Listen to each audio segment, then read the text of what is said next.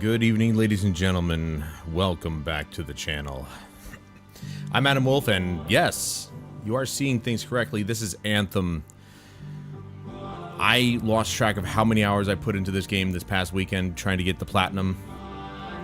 If you haven't heard, recently they announced that the servers are shutting down, which is sad because I guarantee you there's more people now than ever that are playing the game before the servers go offline. And it's really a puzzling thing because a lot of people assumed that the servers were already offline. So they probably just didn't even bother playing the game, which is sad. But, you know, if you look at the title of the stream, I wholeheartedly believe it. I believe that this game deserves so much better than what it got. It may not have been the BioWare that we grew up with Mass Effect, but it was a BioWare that was talented, and they actually made a really good, solid foundation for probably the best Iron Man game ever made. But they weren't allowed to cook. And it's all because, and the sad part is that if you know the backstory of what happened, thanks to Jason Schreier, it was all management. It wasn't even the developers. It wasn't even EA, which is just insane to think about. EA were not the ones who shoved this out the door. As a matter of fact, Andrew Wilson, who I despise wholeheartedly, I have to back him up on this one. He actually went in one day. He was testing a build. He loved the flying. That was like the highlight of the whole thing. He goes away, comes back another day, tests a different build. They took the flying out, and he said, "What happened to the flying?" So because of Andrew Wilson, from my understanding, the upper management guy, you can thank him for the flying still being in the game. It's arguably the best part of the game, but also I have to say that the combat is also, I love the combat. It's fun. I think that the utilization of the javelins is a bit underutilized. But overall, the combat is a ton of fun. I love this game wholeheartedly. I genuinely do. Whenever I play it, I have a blast. And maybe that's just me being me and the way that I am. I'm Eminem, apparently. I love grindy things, but only if the gameplay is fun. You know, like I was the same way with Overwatch. I was the same way with Diablo 3. You know, if the gameplay is fun, it'll keep me going. And I'm telling you right now, I think it was on Saturday alone, I spent probably, I started at 9:30 in the morning. I didn't get the hardest trophy, arguably the hardest trophy in the game, until 11:47 p.m. So, it was a really dumb trophy. It was a collectathon trophy, but I still got it, and I was grinding it out because I wanted it bad enough. I want to get this platinum before the servers go offline, because we are this close. 2 trophies remain, and they're 2 of the easier ones, because I would leave those for the last. I wouldn't want to do that collectathon trophy last. That would have been a nightmare. But these last 2 trophies, not a problem. Just all I'm doing is just grinding out items to equip, and then just doing events, contracts, all that stuff. So we're going to get into that this evening, but before we do, we are going to stand at attention and say the Pledge of Allegiance, because that is what real Americans do.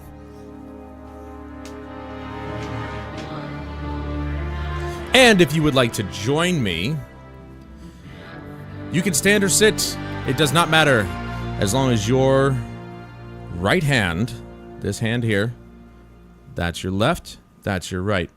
Left, right, left, right. As long as your right hand is firmly and proudly over your heart.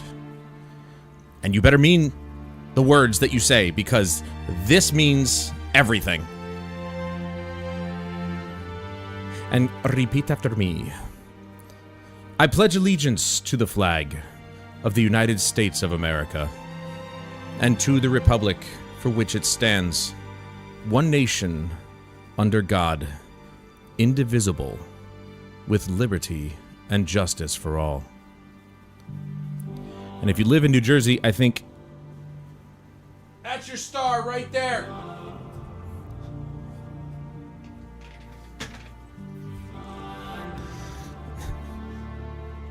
Ah, the shithole that is New Jersey. I keyed. Last time I was in New Jersey, I was...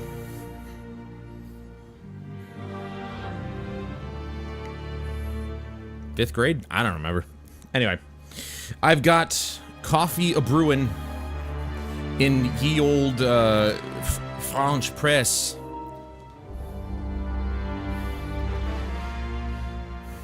Now, I've been experiencing over the myriad of hours that I put into this game over the weekend, I have experienced some unfortunate side effects of possibly putting it on an M.2 SSD, which is lightning fast compared to what the game was built for, which was a hard drive. I'm loading into things quickly, but the server takes so long to catch up that bad things happen. So, just expect stuff to kind of go haywire, if at all, in the 2 hours that we spend on this game this evening. So, what I'm working on now is I'm onto my Storm Javelin, okay?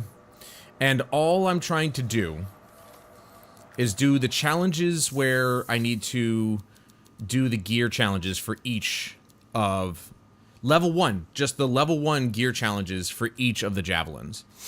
And I'm down to, I'm actually tracking the ones I need right here. I am down to the Shock Burst, the Living Flame, and Ice Storm. I don't have either of these attachments. I have the Shock Burst, but these two are actually in the same category of attachment. And that, hold on, that being the Blast Seal. We need you to stay safe out there. I've only gotten these 3 types. Okay. I need to get those other 2 somehow. And it's all RNG. So we're going to just grind things out until we get them. And that's what it's going to take. And to think that I actually spent... And it does make me sick to think about it. That I spent from 9:30 in the morning all the way to 11:47 at night trying to get this trophy here, which is an ultra rare trophy, but that's how long it took me to get the rest of it. I didn't even start it from the beginning. It literally, I already had the majority of it complete. That's how long it took, because they decided that a good idea was to make all the stuff that you have to collect RNG. And there were ways you could cheese the system. Like the last thing I had to get was the Scar Intel. Well, the Scar Intel, luckily, or Intel, I should say, luckily spawns next to one of the tomb doors. I found that out, which was great. I was like, oh, awesome. That's going to make it easy. The problem is that you have to get lucky enough to get in the right server session that has it spawn in. Then you can exploit it. Otherwise, you just keep reloading to a new server session over and over again until you land that one good server session. It is the worst thing they could have done. And one of the biggest mistakes. You platinum well, brag about it. Brag about it. I'm working on it now. What of it? Jessica, if that is your real name. Yeah, we're 2 trophies short. We're almost there. But I'm gonna go get my coffee. Be right back. Actually, I don't have to be right back. I'm gonna take you guys with me. Well, at least in voice.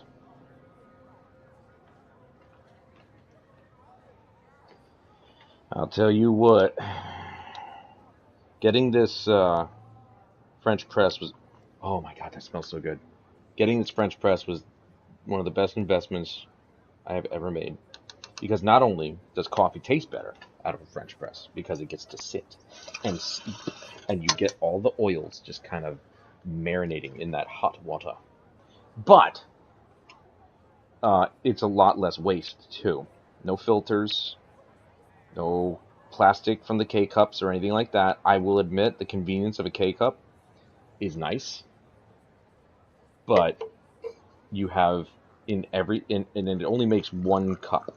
Granted, I only really make maybe 1 or 2 cups out of this because it's not exactly a pot. And the same went for my my coffee maker, which is now in storage. Did I throw it in storage? Or did I throw it out? I don't know. I probably put it in storage because it's still good. It still works. I just didn't want to use it anymore. Even that was a 5-cup pot, which is really tiny, and I still only got, like, because mugs are bigger, I still only got like maybe 1.5, 2 mugs out of it, out of like a 5-cup. Aww.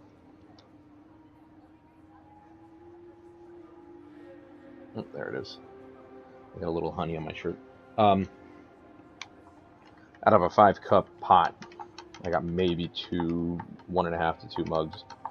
More like probably 1.5 or 1 3/4. Because I think the mug I have is, I want to say probably 14 ounce, 16 ounce, and I don't fill it up all the way, obviously. Okay, so this flavor of coffee, I should do a coffee review because I have tried so many awesome flavors, and my Market 32 or Price Chopper, aka local grocery store, has some of the best flavors ever. Like, their hazelnut actually tastes like hazelnut, or it actually has a flavor to it. Whereas a lot of hazelnuts, like from Green Mountain or Dunkin' Donuts, it's all artificially. I mean, I'm not saying that the hazelnut that I get from Market 32 or Price Chopper isn't artificially flavored, but you don't get that nutty flavor from a hazelnut from one of those guys. The Green Mountain one especially. It's awful. But Market 32 and Price Chopper, they have actual flavor in their coffee. So the hazelnut actually tastes like hazelnut. But I went with a bag of hazelnut, and I also got a bag of cinnamon snickerdoodle. And snickerdoodle is my favorite cookie. My mom used to make them all the time, and it is my absolute favorite cookie of all time. I made some of my own not too long ago. I think I failed pretty hard at it, but I still ate it. It was still a good cookie. Just don't think I did it just right. But I absolutely, snickerdoodles. Ladies, you want to win my heart? Snickerdoodles. Give me some snickerdoodles. Which can also be used as a euphemism. Give me some snickerdoodle.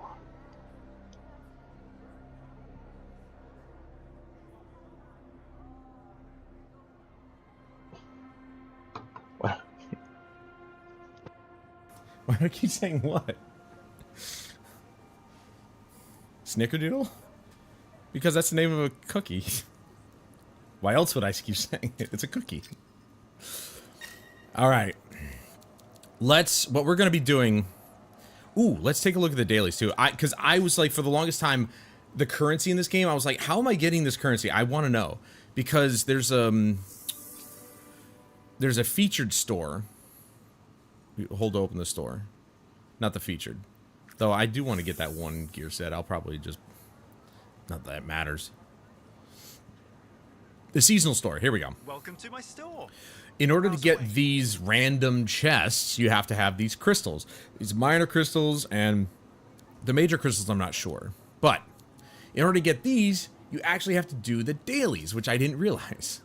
So, and these still haven't refreshed, so I'm guessing these probably refresh on a weekly basis, which is unfortunate. But I will say they did hold to their word. You can no longer purchase the purchasable shards, so that's good. Even though most of this stuff was, I mean, you could buy it with in-game currency anyway. It would just take a little bit longer. But if you do the Path to Glory, which is the dailies, weeklies, and monthlies. I've apparently already done the weeklies. Then, you know, you're fine. Daily gear. What does that mean? Defeat enemies with gear. Oh. Weak point. That's easy enough. World events. Complete world events in free play. Okay. I can do this. We can do this now. You know, the one part that I find absolutely obnoxious is every session of free play that I went... Oh, if that's your... I don't... Because it's funny. I know it's your real name, but that's why it's funny. That's because it's funny. Because when you ironically... It was a joke. It was a running joke that basically I, you know, got from like cartoons and TV shows when I was a kid. When somebody was trying to accuse someone of something, they'd always say, well, Mr. or Mrs. So-and-so, if that is your real name, because they, you know, they weren't sure. They would just like, you know, question their name and because they're so suspect, even though that would be their real name. Why, yes it is. People call me Full, some people call me Spec. But they don't ever call me Fat. Okay, so what we're gonna do is hopefully... I want to do it on Grand... You know what? Let me... Since we're going into free play, I'm gonna go Grandmaster. Anyway, so what I was saying was, the myriad of free play sessions that I had this weekend, they were all timed. For some reason. I don't know why they were timed. Like, the very first free play session that I played in, I swear, I was in it for, like, 2 hours, 3 hours, and then at some point there was a message that said, there's only an hour left in this session, but there are many other sessions you could go to. And I'm like, what? Why? So they actively worked against you to, you know, like, by putting a time restriction on every free play session, which I found so odd. Yeah, I called myself fat, like I always do, Chris, because I make fun of myself, and Jess got mad at me, so. I'm not allowed to say that around her. Ready to start? Good. I'll look through all traffic for anything that needs our attention. Okay. Sounds good. So now, we're going to be looking for world events, which are clearly marked by a world icon. Sadly, they don't pop up on the map until they actually exist. But then you've got the anomalies here, which when I went into one last time, I was the only one who went in, which was unfortunate. So we're going to be on the look... The heck? I've never seen those. We're going to be on the lookout for world events, so we can do 3 of those. They are pretty frequent when they do start actually popping up, so...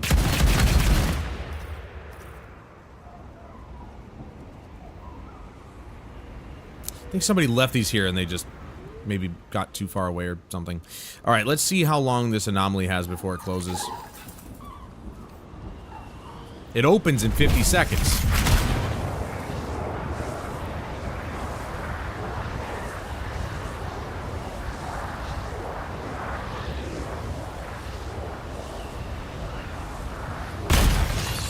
No, you're fat.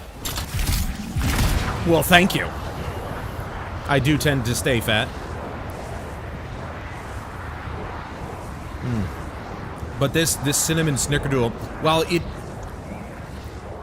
has the hint of a snickerdoodle, it obviously still tastes like coffee, so the coffee flavor is definitely strong, but you can taste the cinnamon that's in it. That's why I love the Price Chopper coffee, because it actually tastes what they say it tastes like. I hope I can make it here. Holy crap.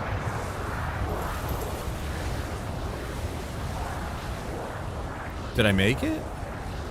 I really hope somebody comes... Oh, never mind. They need someone to investigate. Don't care. I'm going for this. Hold on. Outlaws have been attacking from this camp. We need to deal with those turrets. Alright. Do I have to go around here, or...? Yeah, buddy. Here we go. First one down.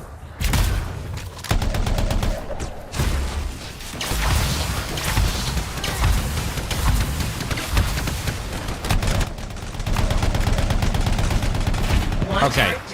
Okay. I forgot this is on Grandmaster 1. Whoops.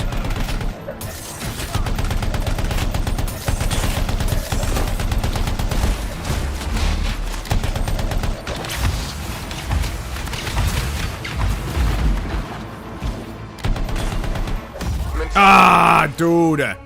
Completely forgot it was on GM1. Usually I do it on hard, so that way it can, you know... I could just do things quickly. Probably should have done that. There's the, anomaly. Alright, well, I get to start right here at least. But, also, I'm not... This isn't my strongest character, unfortunately. They're not talking about my world event, by the way.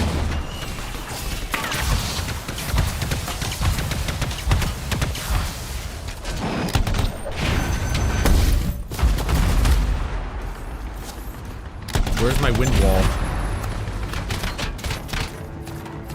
What is happening? Stop doing that. That kind of shit happens too, where it's like...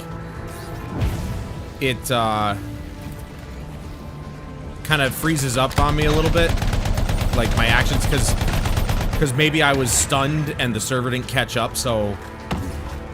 I kind of get shit on while I'm desperately pressing buttons trying to figure out what to do. That was the last turret. That should keep them quiet. More than one tough fight on the field. Watch yourself out there. Oh, I had... What? I had to hold it, but...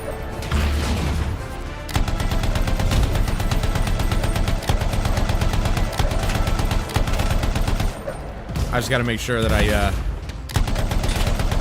kill enough and get my health back up and running. Oh, I whiffed on that one, dude. That should give the others pause. We should clear out the threat before we do anything else.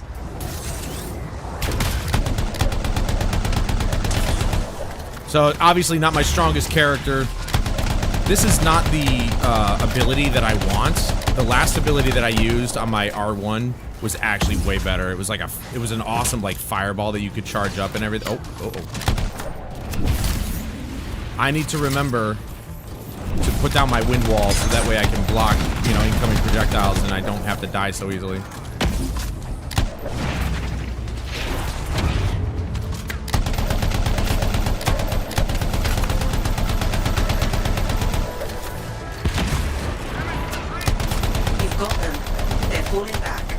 Good work to do.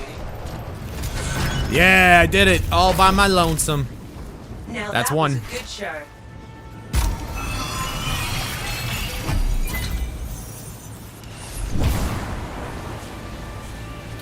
But of course, you can definitely. We need to compile a list of games that deserve better. Probably should, yeah. Actually, we'll do that for the podcast. Anyway, so this was the tomb that those Scar Intel spawned at. You would just go in here and then go out of the tomb, and it would spawn right next to it, and then you go back and that sort of thing.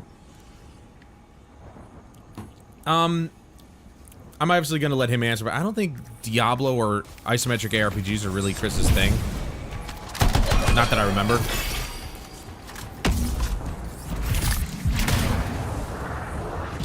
Alright, we gotta wait for another, world event. But you see how gorgeous this game looks? Look at this game. The visuals are on point with this game. That's what's so much more disappointing about how this kind of fell through the cracks. The flight, the flying, the movement, the combat, the graphics, and the music are all just awesome. But the story fell short, the execution was bad, the launch was just botched completely. And EA didn't give them a chance to do Anthem 2.0. They were working on it, and then EA said, nah. Instead of pouring money into it into a game that actually could have been potentially good, they canned it, which is unfortunate. So that obviously we can blame EA for. BioWare was attempting to do an Anthem 2.0, and EA just said, nah. Alright, so this gate is less than 2 minutes until it opens. I don't know if I'm gonna... I might not be able to do the gate because I am actually just playing the Storm. And it's not my strongest javelin. Strongest is obviously the Colossus. The Ranger was fun, though. I played the Ranger before I played this one. And I haven't played the Interceptor yet, which is the fastest javelin. No doubt also the weakest. In terms of, like, being able to take a hit.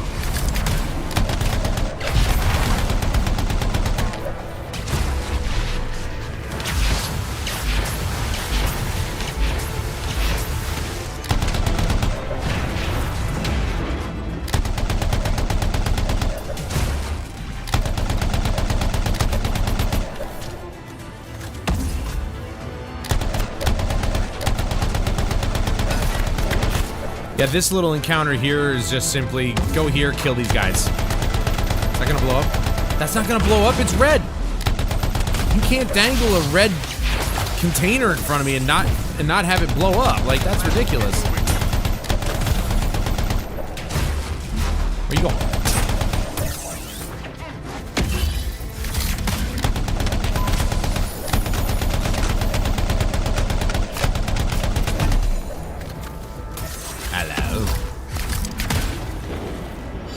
I can't pick that up in the air.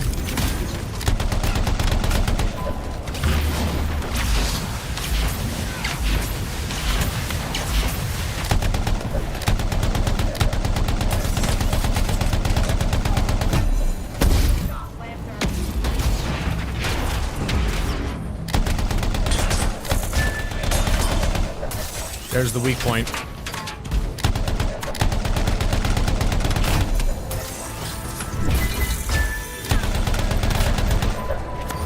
There's the bronze. That's a ton of currency and stuff. It's too bad it's being shut down.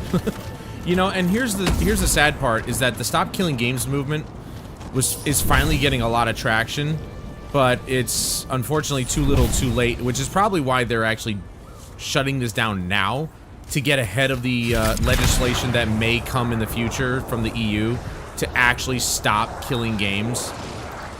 And a lot of people are getting their information from pirate software, which is completely not correct. And he's misinterpreting the entire movement. Stop Killing Games is not a movement to force developers to indefinitely support online games. That's just unreasonable to ask. It's to try and get developers to make their games playable in one way or another, even when servers go offline. That's all it is. All you have to do is include an offline way to play the game that we bought, and people will be hell, do, and I've been saying this for years, by the way, do peer-to-peer, because you don't need any servers at that point. All you need are people with an online connection who can connect to each other. That's it. The system of the host becomes the server, and boom, you solve the problem. We used to do peer-to-peer all the time when broadband was still kind of iffy. Or LAN parties. Remember, you know, with the OG Xbox, people would go to each other's houses and play Halo together. And how did they do that? They connected their Xboxes together. It really wasn't that hard. But they've made it so that it's like, oh, well, it's not profitable for us to keep this thing going, so we're just going to shut it down. Okay, so either give us a way to play the game offline, or peer-to-peer, or give the source code to the community so they can run the servers. It's really that simple. But these developers refuse to do that because, God forbid, they give their any kind of digital rights to people with their IPs. It's like, you don't want to support it anymore, so it's not your IP now. You're literally shutting it down, and the only thing that's going to happen, I'm glad I got a physical copy of this game. At least I have the physical copy to be there to kind of just, you know, say, hey, I remember that game. And, you know, the worst part is I actually played Battlefield Hardline yesterday. I'm done with that game. Because it's nothing but no-lifers on there, and all of them are using the best weapon in the game, which is the FAL. Apparently the FAL is a one-shot weapon, and they're just a bunch of no-lifers who ruin the experience entirely. And I'm just like, this game barely has an audience, even on the PS4 version, and They're keeping those servers online, but they're shutting this one down, which I'm going to say every day I've played this weekend has been full of people. Granted, you only need 4 people total to play the game with, but you go into the launch bay is always full with people. While I think they only allow maybe 10 people per instance of the launch bay, but still, there's always people playing. There's always people playing this game, but they're shutting this one down, and they're not shutting down Battlefield Hardline.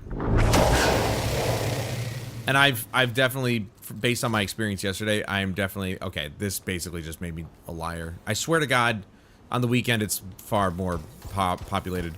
Or people are just out doing stuff. I don't know. But the bottom line is that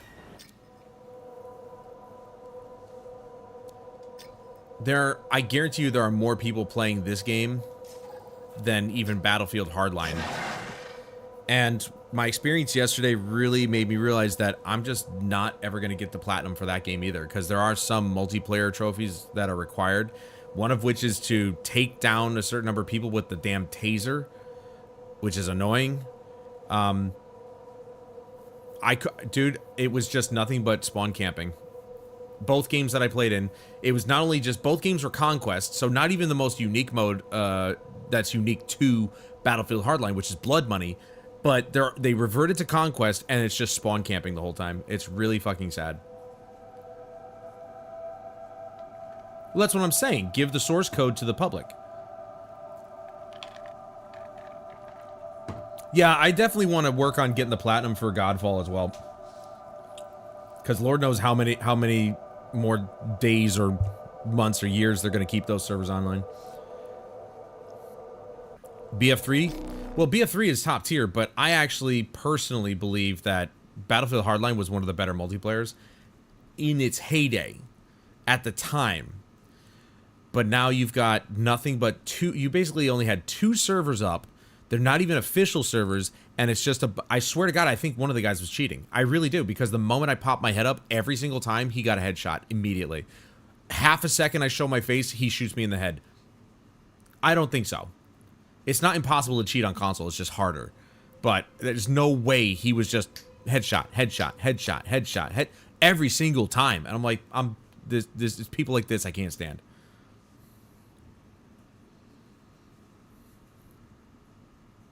Well, 24. I'd like to see some of these hardline no-lifers even last a day in 2042.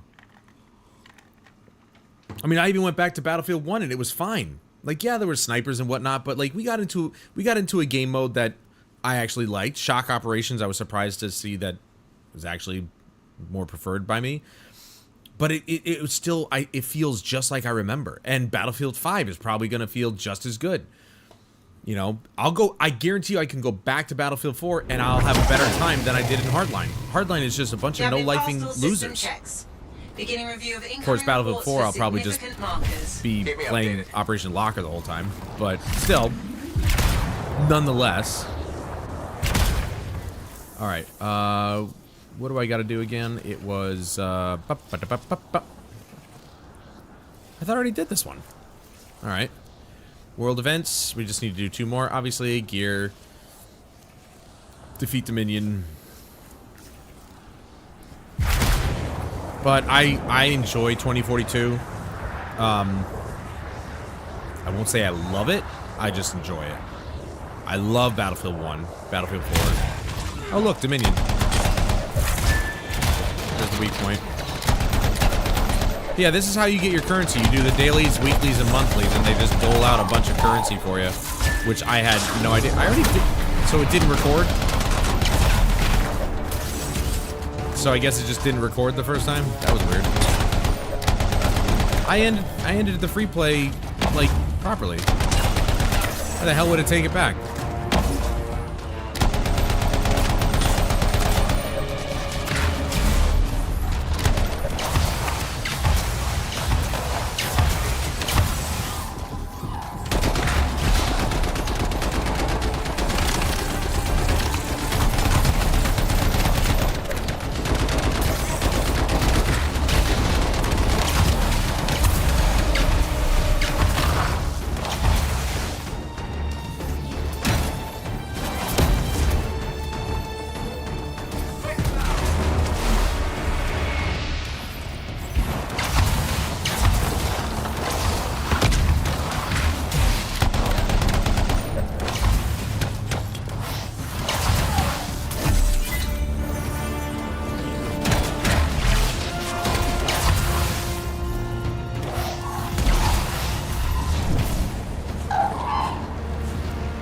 Look at that. 5,250 minor crystals right there. Just for completing... Was it the bronze? Hold on. Almost got the gear one. Yeah, I think it was. Anyway, but you can see, like, it tells you what rewards you get for completing bronze, silver, and gold. But again, this is more of like, you got to do weekly challenges, which I apparently already finished those, and like a bunch of daily. So basically, you just obviously got to keep playing the game. It is too bad that I'm only doing this for the platinum. Otherwise, this probably would be a mainstay on my list of games that I play. Defeat Dominion. Did I not just kill a bunch of Dominion? Am I just like... Am I seeing things? That was a bunch of Dominion, guys. Okay. That was weird. Alright, I need world events to pop. So we're kind of just gonna hover around and go around doing other little things here and there. You know, having a blast, literally.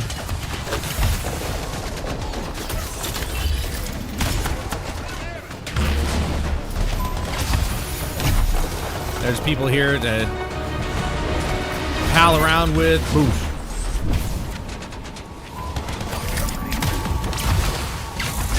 There's the gear. Now I can just waste them with my gun, because the gun is the strongest thing I got. So basically, the reason that I'd be grinding out quick play contracts and strongholds and stuff like that is simply because that's all it requires you to do for the first tier, or just any kind of gear level at all in any javelin, is that you have to have that specific type of gear equipped, and then you just do a certain number of activities. So like for the first tier, it's just do 4 contract strongholds or whatever, and then the next one's 8, and then the one after the tier 3 is, I think, 12 or 20 or something like that. Like, it's just do these activities while you have these things equipped. That's it. It's that easy. So it's just a time sink. And relatively quick time sink if you get lucky and, like, say you join a quick play and it's already at the end of the freaking mission. That happened a lot yesterday. It was already at the end of the mission, and I'm just like, it got counted, so I'm like, oh, okay. I know when Crimson Desert comes, I'm playing for a while. Witcher 4 as well. I agree. Crimson Desert looks unbelievable. I can't wait for that game. And Witcher 4, I'm just super excited about, so, because I love The Witcher. Been playing it since number 1. A lot of people feel like, oh man, Witcher 3, you know, that was the best, dude. And they thought the combat in that, like, they were comparing the combat in Witcher 3 to, like, Skyrim or something, and they say that the Witcher 3 combat was terrible. It's like, you haven't seen anything. You don't know what it's like to be a real Witcher fan. Like, you might like number 3, but you never played number 1. Ever. What is this? What is this? I don't know. That was weird. Anyway, you see I've got some rubber banding going on. I mean, that's just people. Why are there no world events? I need world events, damn it. I'll tell you what, they were more plentiful the other day. I don't know what happened. I swear they were. I still actually have to do all the tombs and stuff. I'll probably do that with my Colossus because it's my most powerful javelin, but like, I still haven't done any of these. You know, we still have months to do a lot of stuff in this game, but I don't know. I do love it, but it's just after you get all the trophies. Yeah, I mean, sure. Let's say I do all of these and, you know, I finish all the time trials, because of course there are time trials. I fucking hate time trials. I don't like time trials in games that don't need it. Such as, if there are time trials in racing games, that makes sense because it's a racing game. But there were even time trials in Just Cause 3 and 4. It's like, why? You barely drive in that game. It's all about the wingsuit and parachute. Why the hell do you have time trials? Oh, there we go. See, as soon as I'm on my way to do, like, you know, an anomaly. Oh, look, a world event pops, and there's somebody here doing it. Please don't finish this before I get here. Thank you.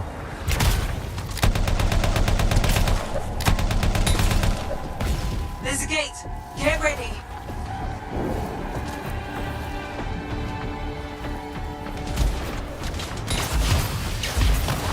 There's another one.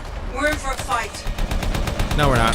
It's fine. The outlets are down one of The their sad best part is, fighters. I'm not Well sure done. there's a lot of people playing this game on We can't let GM3 this stop around the area. because We need to clear them out. I barely find quick play rooms that are on GM1.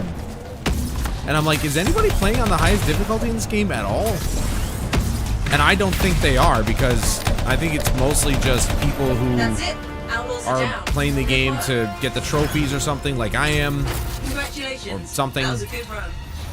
I don't know, but I just know that that I don't even know if people are playing on the highest difficulty in this game. It'd be cool. It'd be cool to see, like, you know, what kind of gear you could get at that difficulty level, and but apparently it is quite hard. I mean, you guys saw me get dunked on GM1, but this is a storm javelin after all, not exactly the toughest javelin in the lot. Storm gate opens. You can tell that there's definitely a lot of lag going on, though. I'm rubber banding backwards, which is not great. I don't like it. Plus, it was a missed opportunity, obviously. This game came out the year before the PlayStation 5 did, and it is too bad that even after a year release, they didn't even think to maybe update the game for PS5 to run at a higher frame rate. Surprisingly enough, though, game plays really well at 30 The FPS. skies progressed. The I'm input thinking lag those cloud is formations might be gates of some relatively sort. minimal. They appear to be closed for now. It is relatively minimal. Obviously, I'm doing just fine. It doesn't bother me. I will say though, like unlike Anthem, Mass Effect Andromeda, definitely the input latency is noticeable. So, especially when playing the co-op. So, with that game, I really would like to play on my PlayStation, but all the trophies I think are mostly, if not all, single player. And I think maybe there might actually be some trophies that are for multiplayer, but I have it installed on my PC and it runs perfectly at 60 frames a second. Hell, it runs perfectly at 120 if I set the, you know, resolution settings correctly. I'm talking like locked 120, which I was surprised by. But now the last time I did this, it didn't. I wasn't able to finish it.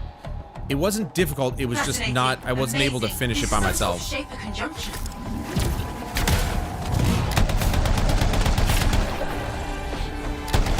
So you see, it's respawn restricted. So you know, if I die in here, that's over. I lose out on the anomaly. And where are you going? Just because I'm floating, you can't attack me, huh? So basically, the way these anomalies work is that you have 3 tiers of enemies, basically 3 waves of enemies to go through, and possibly objectives, depends on what it is. And you'll get 3 levels of rewards. Look out. We have outlaws. Oh, maybe I killed... Oh, you know what? I didn't kill Dominion. I killed Outlaws in that one foresty area. I'm a dum-dum. I think after all the hours I put into this game, you'd think I would know the factions by now. Don't you freeze me. Don't do it.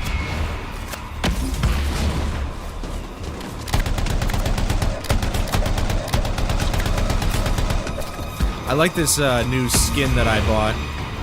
I didn't buy it, obviously. I actually used my in-game currency because it was purchasable.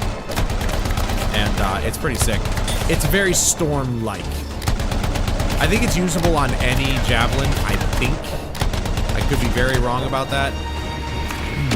And as much as I like my vinyl that I have, which just makes me look like a hot rod, a really crazy hot rod, The energy from these shaper crystals is more intense.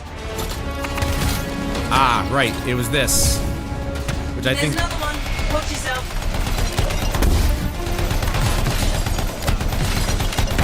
See, look at that That's server one. session. Keep That's going. what I'm talking about. It's this garbage right here. Like, why is there a server session? That literally makes no sense. They're like hindering our playtime artificially for some reason.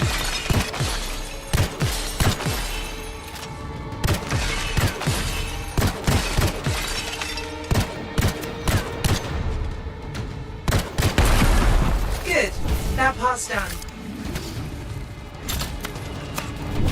I gotta get more ammo. Whoop. I didn't mean to do that.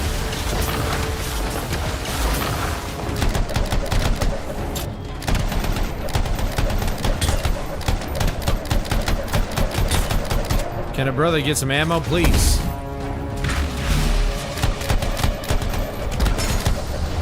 Maybe. Maybe not. There we go. Thank you. Can you stop? Shoot that instead. Don't shoot me. So I gotta defeat the outlaws. Obviously.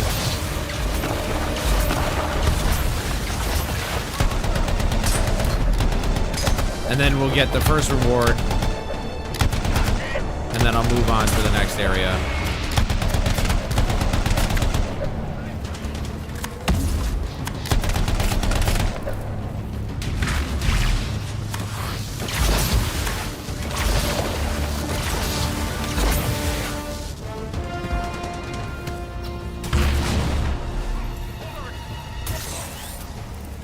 Okay. Stay focused. They'll try to regroup. So we got two more waves to go.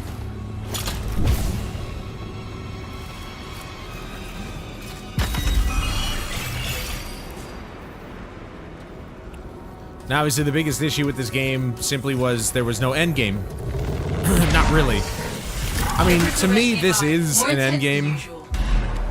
You know, this is good enough for me at least, but I'm not a normal person. Just keep your distance.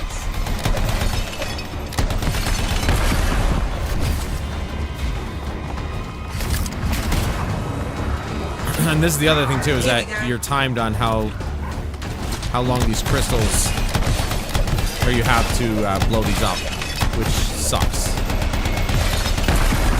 I don't like being timed. Task complete.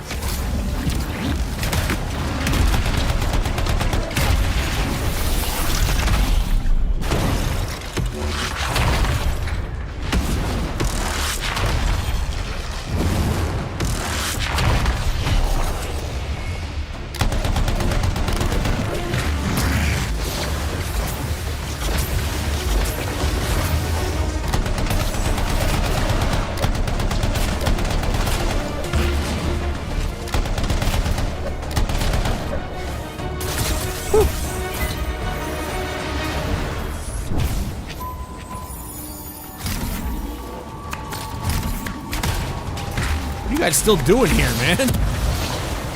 It's over. I killed your precious Titan. I don't even know if it's theirs. I killed a Titan, and you still want to shoot at me. Good job. Great life choices. Keep my ammo topped off, you know?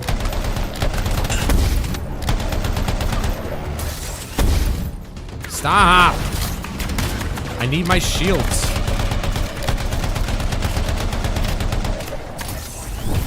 Now, obviously, I didn't come in here with any modifiers or anything like that. Because I'm like, you know, whatever. I just want to get stuff done. But I probably should have. If I knew I was going to do these. Can I pick those up? Yes, I can. Hey-oh.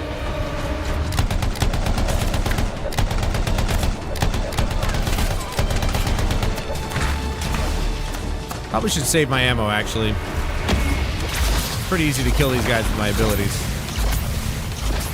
My abilities refresh pretty quickly.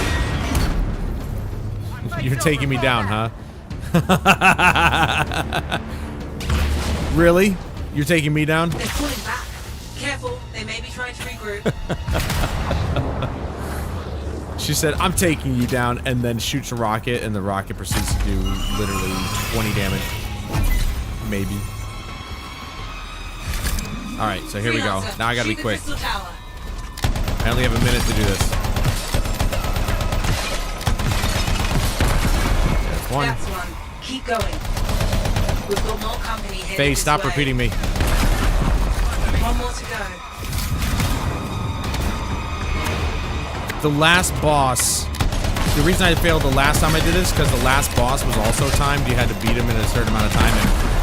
And that piece of shit was hard. Like he, not in terms of like he was kicking my ass, but he was hard to do damage to. And I'm like, what the hell, dude?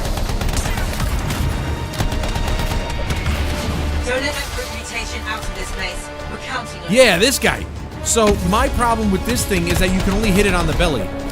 I have 3 minutes to do that. See if my ult does anything to him. I doubt it, but...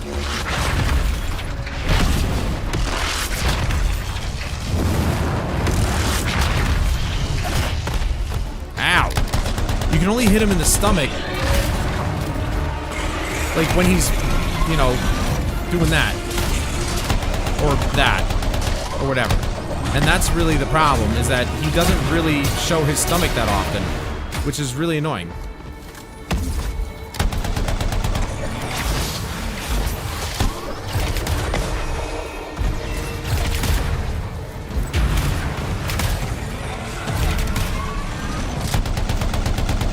But at least I have my enemies helping me with this one. I'm not gonna be able to beat him though because he doesn't show his stomach that often, and it's really annoying. I don't know how to make him show his stomach.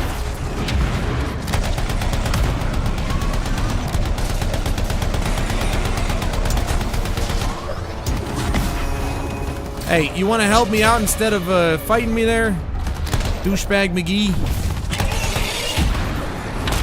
See, then he does this, and it's just like, there's no...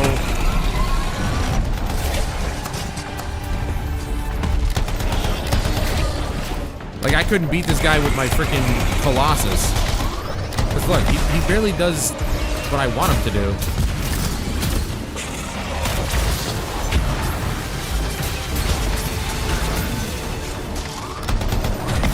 No real rush yet, but this place grows more unstable the longer we're here.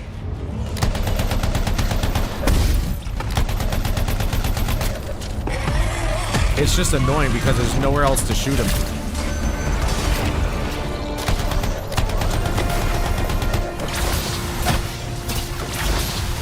And I'm running out of ammo already.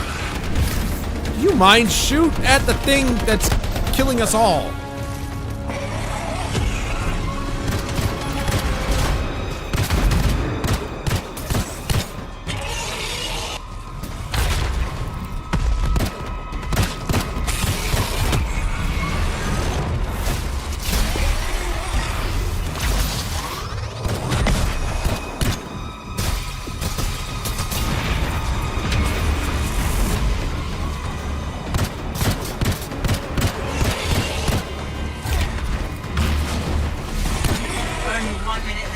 Yeah, I know. I wasn't...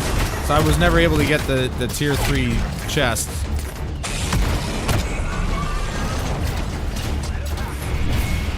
I may not be able to do it again because it's just like, you can only hit him on the stomach. It's like one of the crappiest designs I've ever seen of a boss.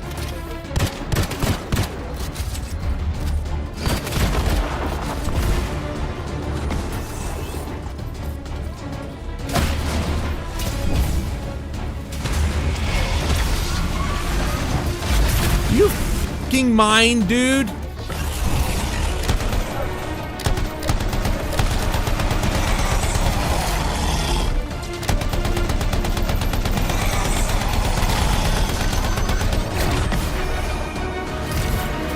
Yeah. It's such a shitty boss design. You can't hit him anywhere except on the stomach. Any other spot basically does no damage at all, and it's so dumb. You never get the third one unless you got a whole team. It's really stupid.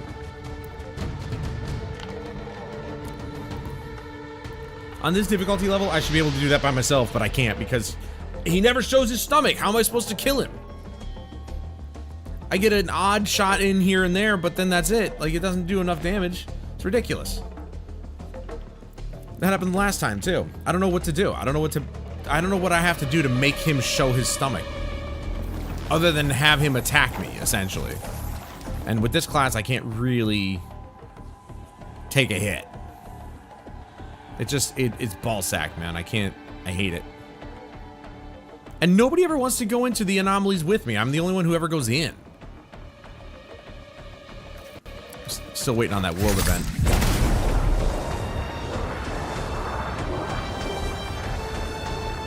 I believe we've got 2 done, right? I was able to be a part of the second one. Yeah, so we just need 1 more world event to pop. And then we should be good to go. I need a team, yeah. I mean, you know, if you want to play, sure, by all means. Only got like another hour anyway. I don't know if you really want to fire up Anthem. It's only an hour's worth of playtime because it's really not a lot of time.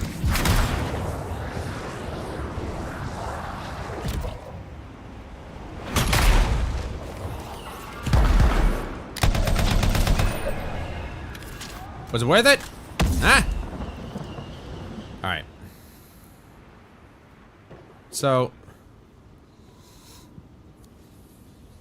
I think I'll just end free play and I'll just do my quick play stuff.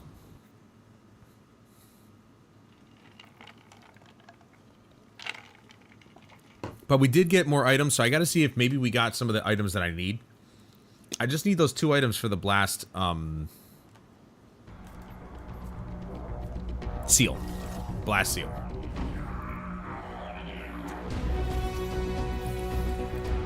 But yeah, I think you see, like, it said skip, skip the results screen, and it doesn't say what you have to hold. It did once, but I think it's because I'm loading too quickly. Like, I genuinely think that's an issue, where because I have it on the M.2, it's loading so fast that the network hasn't had a chance to catch up to load in the right button prompts, which is hilarious.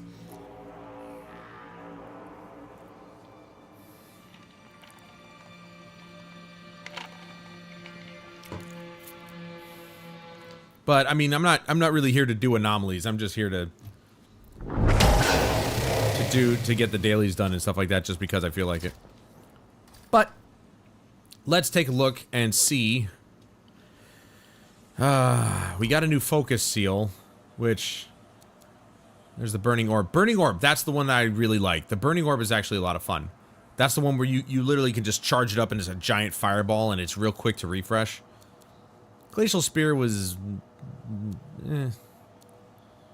Frost Shards, that was the one you start with. But I'm not looking for anything in the focus seal. I'm looking for the blast seal, and it looks like we got absolutely nothing. Which sucks. But the wind wall is like the best one I've got, so. We got new weapons, but I mean, they're kind of, you know, we've gotten a whole bunch. Getting more masterworks by the day.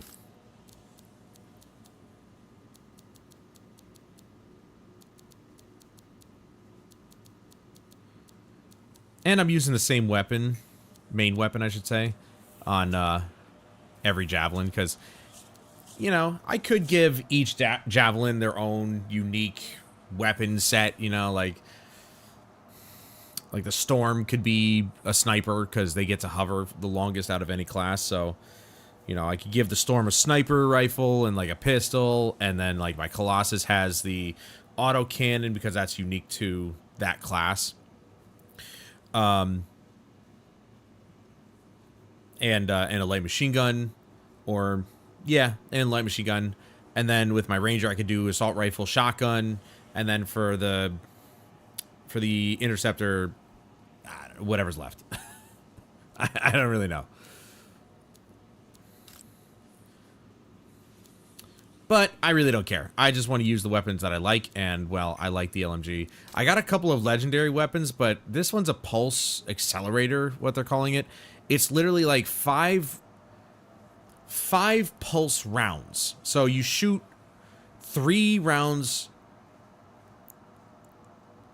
per pulse 5 times is what you can do. And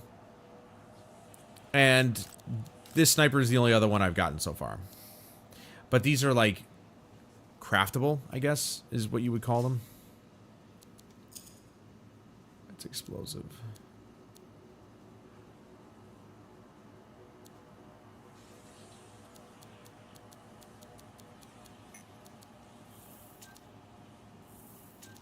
All right, Chris. All right. You nasty.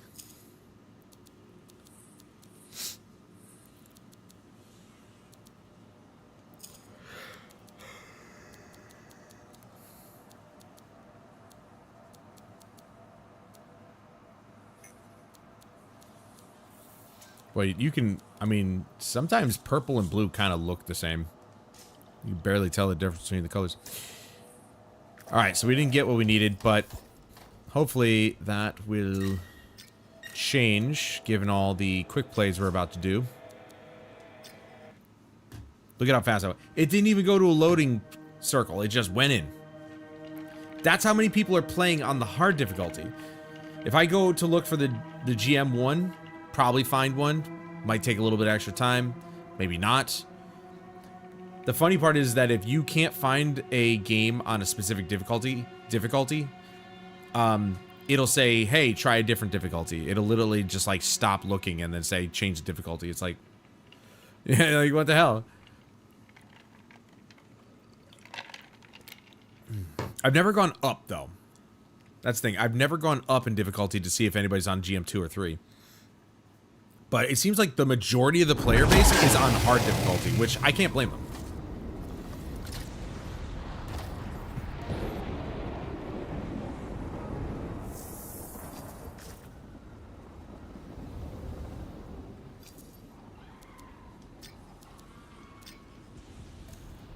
Also forgot VoIP was on. I had it on yesterday because I was, you know, I had my headset connected directly to the system, so.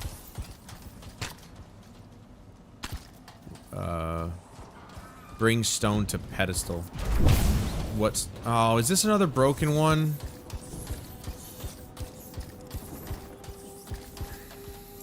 Third stone in place. Oh, there we go. Three down. One But I down. will admit, I am seeing a lot of the same players. So this DGC guy I saw yesterday a lot. What if this is all just an elaborate joke? So I don't understand what you mean. did somebody... Flip these symbols. Carry a rock back and forth. Not a joke. Did somebody else have the stones?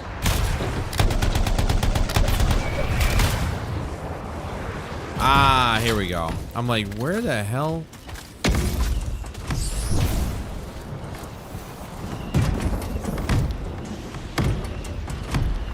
You know, the funniest thing about these puzzles is you can literally solve them by putting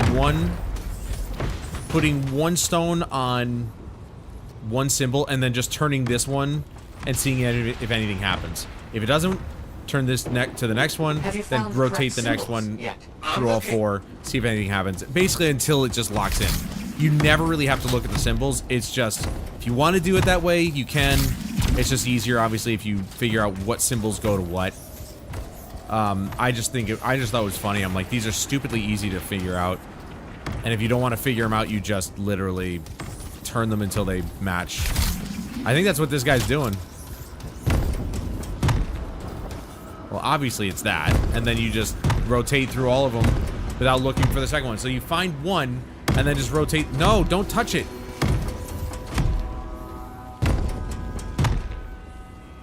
Dude, it's right here, bro. What are you doing? The pillars need to match the right symbols.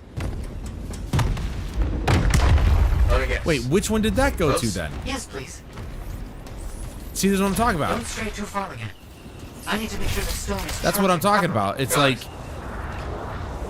you wouldn't even have to do that. You could literally just rotate them until they match without ever looking at the symbols. But it's tough to figure out which symbols go where sometimes. I thought for sure that one would belong there, but I guess not. So, I will say the puzzles in this game, very uninspired. They're not that great.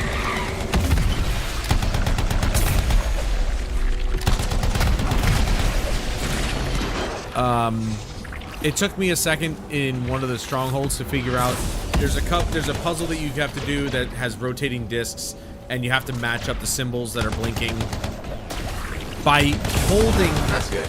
to lock it in place, and you have to lock 4 in a Returning the row. last stone to the center. And I was really confused by that. I'm like, I don't know what I'm looking at, but I also didn't realize that the symbols, they were blinking a lot when they shouldn't have been, because the second time around I went to the same when I went to the same stronghold, it wasn't as bad. So I'm like, man, you know, somebody could get an epileptic seizure looking at this thing. And it actually was glitched. It wasn't supposed to be blinking that much. So I'm like, I don't know what I'm supposed to do. So what are we doing? Bring stone to pedestal. All right, so he's got it. Okay. There we go. Last stone's in place. Running that frequency through your javelin again. I need you to make physical contact with the mechanism this time. Oh crap, we made something angry. Energetic vibrations from the stones are likely causing distress in sensitive wildlife. How long will it last? I'm not sure.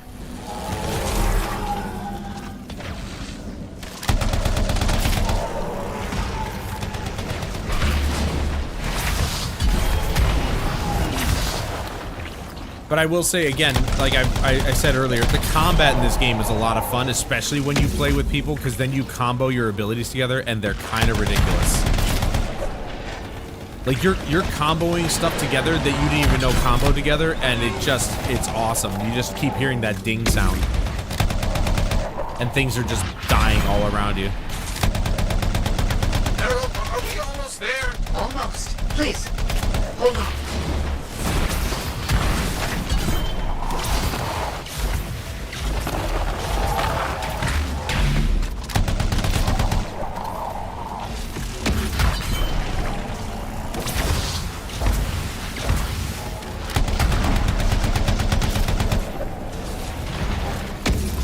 Now, I'm pretty sure I'm not using abilities that combo together. I just have to use them for the thing.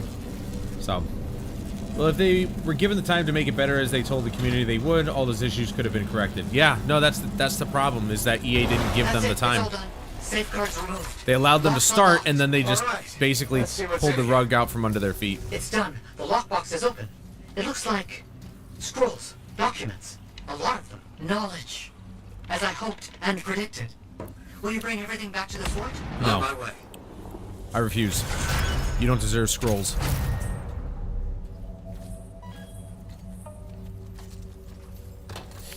But, like, there's also a ton of, you look at, like, some of the cosmetic stuff, the emotes and all this other stuff, they weren't able to get a lot of that in there either. Like, I could literally buy all of the emotes if I wanted to. Because they don't even cost anywhere near, like, I think I have like 100,000 credits in the game. I could probably buy all the emotes without really breaking the bank. It's kind of sad. Like, they weren't even able to do any of that. Another mission.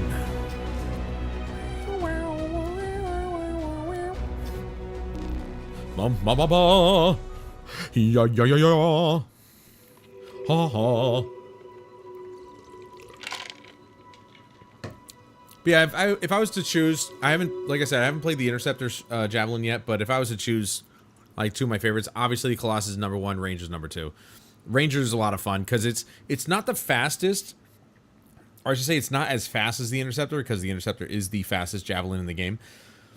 But it's faster than the Colossus, and it's definitely agile. So it's like, it's a nice, well-rounded Javelin, where the Colossus is just lumbering and slow and really tanky, which is what I love. Obviously, they help us monitor scar activity.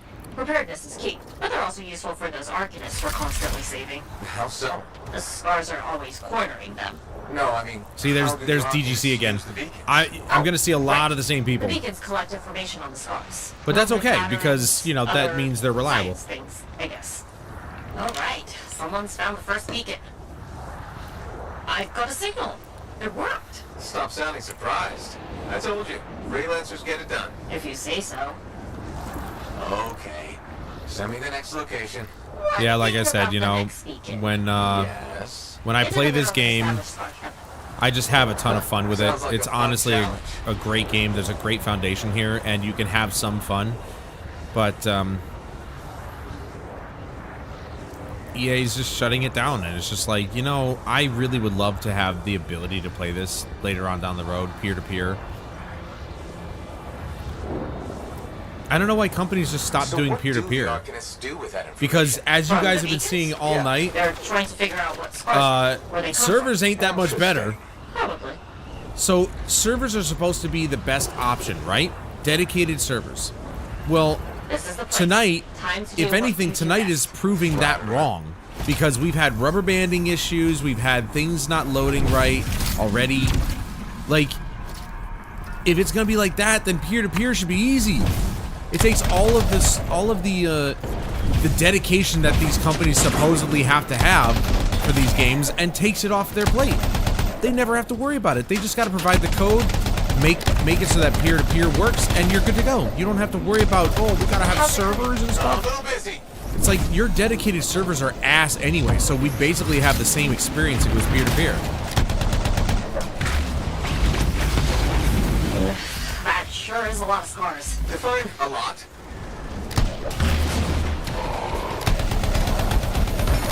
God, I wish these scars would buzz off. Seriously? Buzz off. You're too polite, Bryn. You're way too polite. I love watching the Colossus just run people over. The area's secure. I expected no less. I am actually seeing a lot of like new javelins though, or new players. Last night I saw people like, I think there was one person who was like a level 4, and then there was like some people that are 12 and 15, and like they were new players, and I'm like, holy shit! Like there's actually new players coming into the game. There's just one. The sad part is that we don't have the numbers because this game's not on Steam, so we can't really gauge what the community is doing. With the consoles, of course, we'll never get those numbers. And EA doesn't have a counter on their service, so we'll never get the numbers from there either. And they're never going to admit that because of their announcement that more people have started playing the game again. Because people have been informed that the servers are still online. Whereas, like I said before, a lot of people thought the servers were already dead. That's probably why they never played the game. So, I genuinely think, even though I'm seeing a lot of the same people playing, you know, the quick play activities, I genuinely think there's a lot more people probably playing this game now than there was like a month ago because EA decided to announce that they were killing it off. And people are like, oh wow, I actually like the game, but I thought the servers were dead. Now the beacons are active. Like even and Luke bringing Stevens massive talked about it. He's like, scars I with genuinely them. thought the servers were dead. That's why I never played this game. But he's like doing a whole like month of Anthem or something like that. I can't remember if he said he was doing a live stream for it or not, but you know, he said he was just gonna pick up the game and play it like a month before it ends and all this other stuff. And I'm like, at least somebody big enough is gonna bring you know, put a spotlight on this game.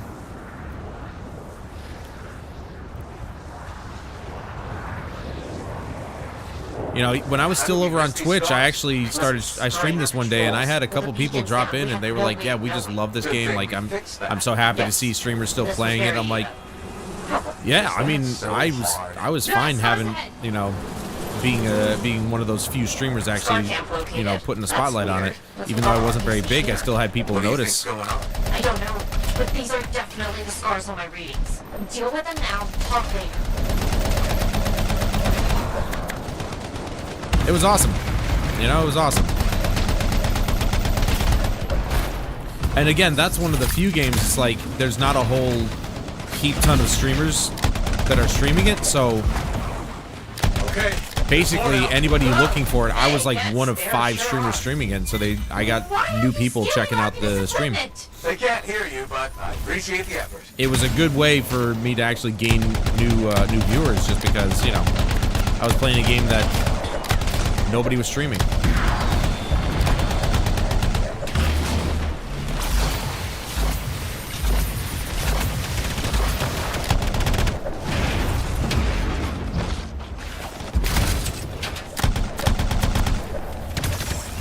You're really very good at this part. Thank you.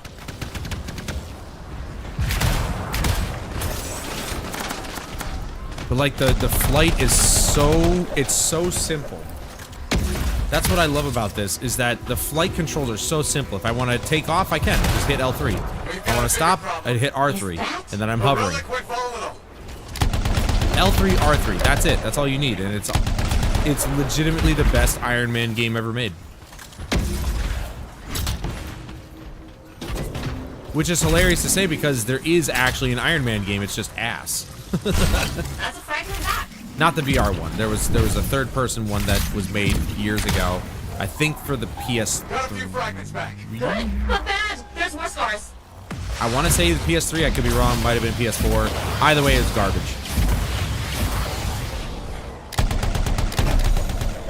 The VR Iron Man game is probably the best Iron Man game that's come out Fragment down. ever. Or even still, this could be considered like one of the best Superman games. Because you fly around like Superman. But I gotta say, the best Superman game actually goes to Undefeated, if you guys remember what that game was. As of right now, it's a demo, but there actually is a legitimate game coming out of it. I think it comes out... Or it is out. I think it's actually already out. I can't remember the name of it, though. But I'm gonna have to grab it at some point if it is out. The Undefeated demo was just awesome. I was like, wow, that's what a Superman game should be. It's done. Wow, that was a lot, but you did it. That's what I do. Tag this equipment for Sentinel recovery, please. Yeah, be nice about it, bitch.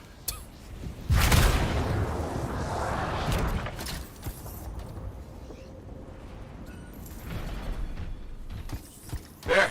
Tag one of the relics hooked up to Arcanist machinery for pickup. What are the scars doing? We're with like, all this? I'll see you back at the fort, freelancer. Thank you. And the writing in this game was questionable. Especially the dialogue. There's some things that are funny, but I'm gonna go refill this with whatever coffee I have left.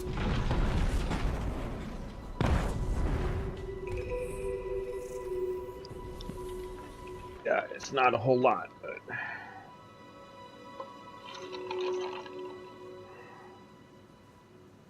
It's actually really good. And that's the other thing that the French press has really done for me, is actually, unlike traditional methods of, well, say traditional, the French press might even be more traditional than a coffee machine, but the traditional methods that we're all used to, which is coffee machine or K-cup, because the water runs through the coffee grounds and doesn't actually sit in them, you don't really get all the flavor. And I hadn't realized that until I got the French press and realized that, holy crap, this has actually got flavor to it. And it really just brings out the flavor of the coffee, whichever one you did, which for me would be... See, there's level 10. This guy's brand new. So it's like, you got tons of new people, or just people making new accounts, but still new people.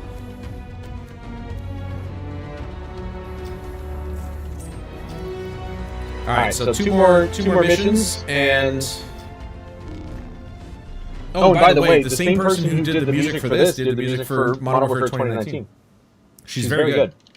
I wasn't really keen on it at first, but it kind of grew on me, because, like, in this game it made sense.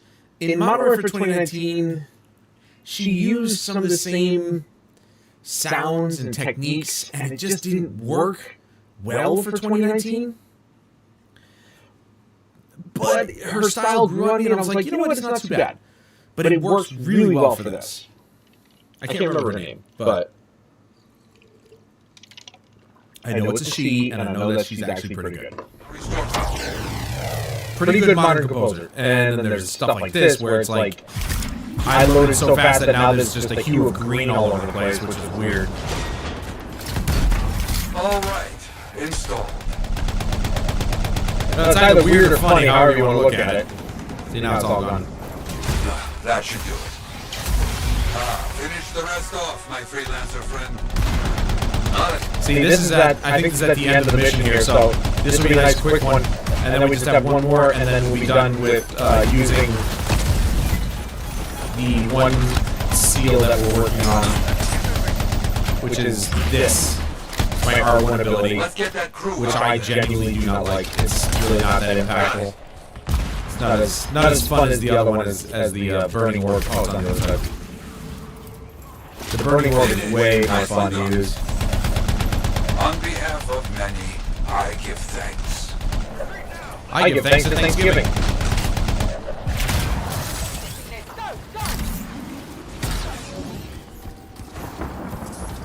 I have an itch on the tip of my nose.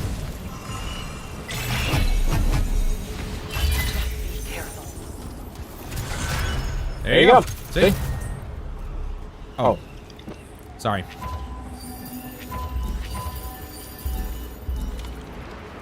I'm not a coffee expert. I just noticed how much better a French press is than a traditional means of making coffee. Well, modern traditional means of making coffee, either through a coffee machine or a K-cup. It's just not as good.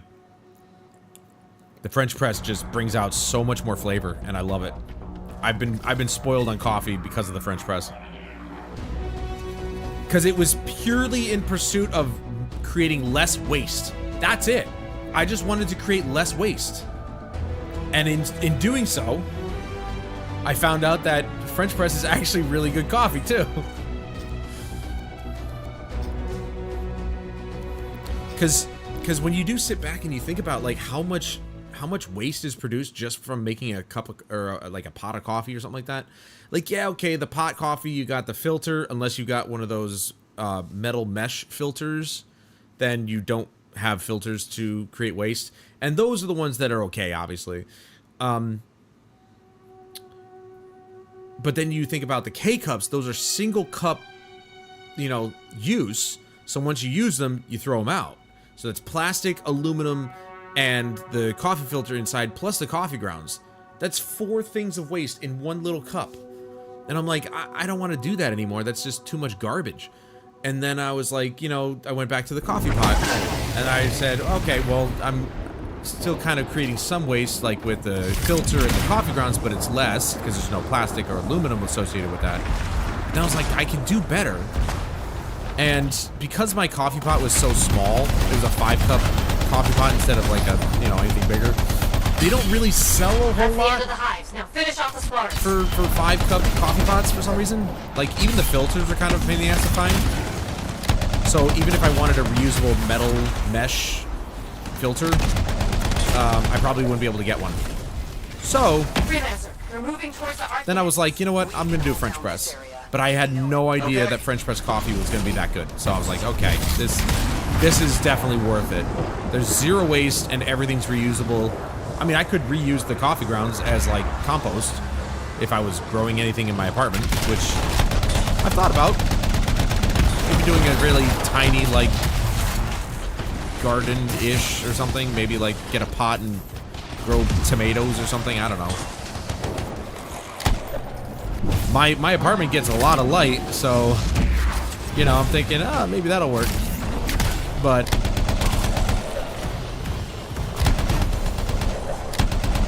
then what would I do during the night? Would I have to get a heating lamp, which would probably not be a good idea, not only just for power consumption, but also safety issue. Just take it and go. What? The relic. The Scars don't care about the base. They want that relic. They'll follow you. On it.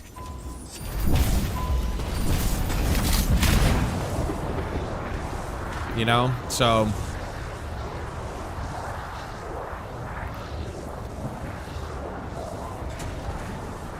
obviously the one thing I don't need to do that for is like if I did like an herb thing, but I don't really use a whole lot of herbs already as it is. Okay, So got the relic. It's going volatile.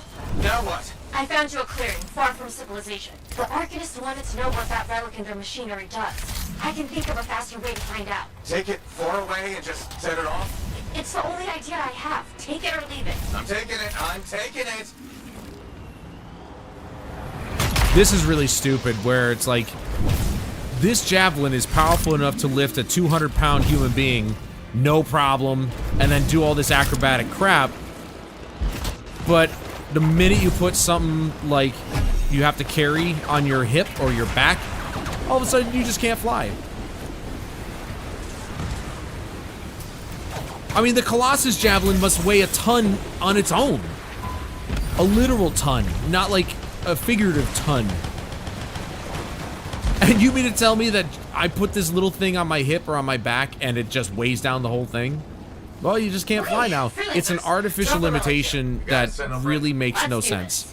I thought about that last night. I'm like, this is a limitation that is purely there to be a limitation.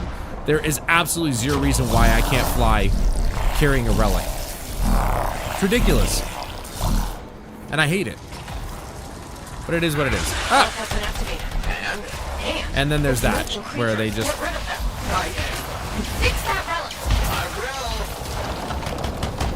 And there's that where things just spawn in on you like that sometimes. Rocket here. Good. Fix it. Freelancer or Cypher sign has scars in your area. Uh-oh. On it. Got a piece. Back it goes. Like the dialogue with the main character is so cringe, because all he ever says is "I understand" or "got it" or just really generic responses. It's so bad, and it's just like you couldn't record better conversational dialogue. Great point. Terrible timing. Right. Sorry. Shoot now. Talk later.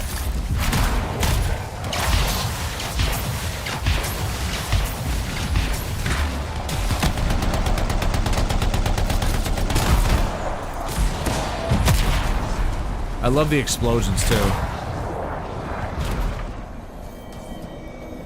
The powers in this game, or the explosions, the combos and everything, they're akin to like Final Fantasy levels of just spectacular fashion, essentially. Because Final Fantasy, you want epic nonsense. Final Fantasy is the franchise for you. That's essentially their bread and butter. You know, you got magic powers just going off, and they are obnoxiously large and awesome and full of flair. This reminds me of that. The scars will leave your base The explosions, the abilities, it's all just the ultimate abilities, essentially. You know, even the one from the Colossus, just a giant nuke that he's firing off. It's just epic and awesome. Possibly a little bit impressive. Agreed. Hey, remember when this was supposed to be an easy mission? Was it? Anyway. Yeah, and then there's this nonsense dialogue at the end here, keeping us from finishing the mission. Like, just finish the fucking mission. Why are we standing here talking? And talking slowly, might I add.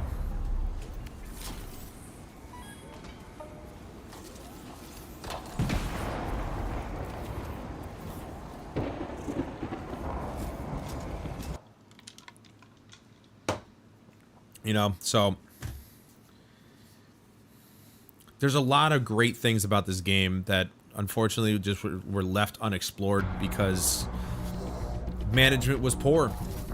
What can I say? I mean, you can see just by the I'm not gonna say the BioWare that made this game is the same BioWare that made Dragon Age Veilguard, but you know, they're both really not. I mean, Veilguard's a worse game. Veilguard is way worse than this game is. I didn't want to play another mission. Damn it.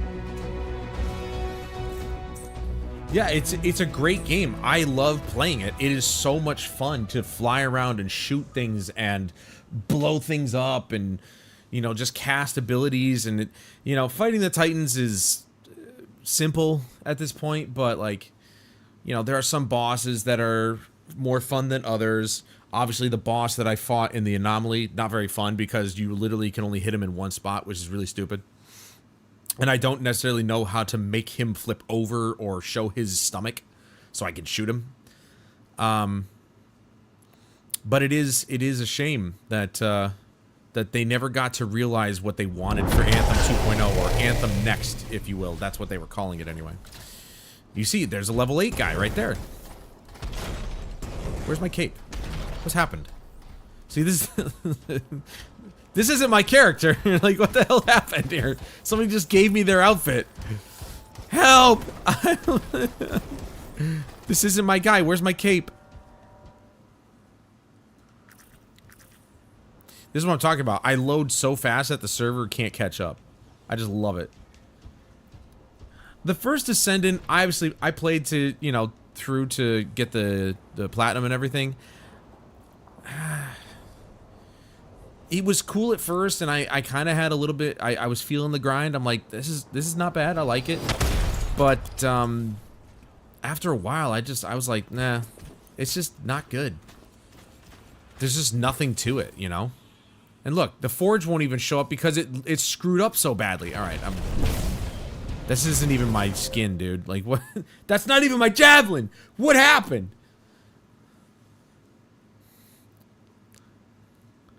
It's a body snatcher situation.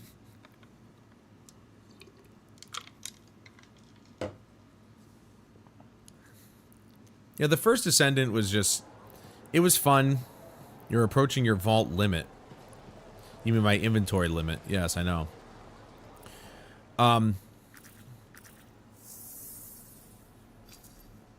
Okay, so now I just need Living Flame and Ice Storm, which I haven't seen either of those yet. But I'm definitely taking off. There we go. There I am. You to stay safe out there. Damn. There's Ice Blast. But I need Ice Storm.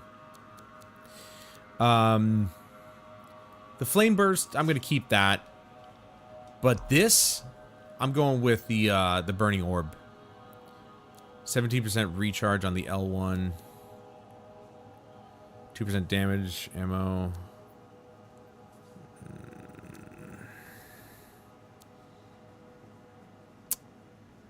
I think I'll go with that one. Yeah, Shock Burst, Burning Orb.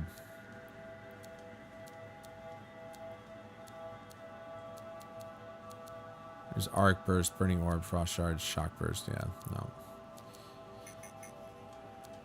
The rest of this I don't need because this is the only one I want to use. The Burning Orb is actually the most fun.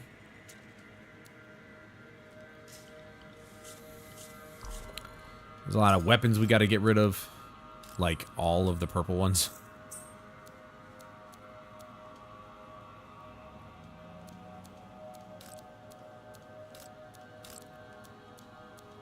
Oh, right.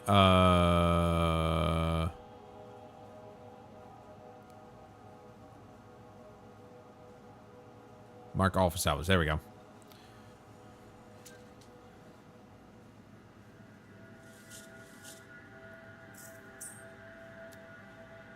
Masterwork, legendary. Alright, we're good.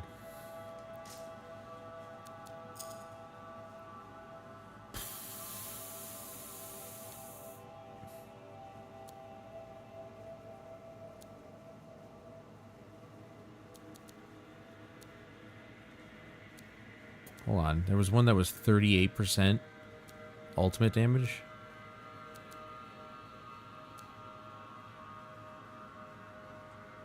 Dude. 20% alt damage there. Oh, there's 15%. Another 15%. I thought I saw 38%. Never mind. Okay, so I think all of these are... Well, these aren't even part of the whole thing, so never mind.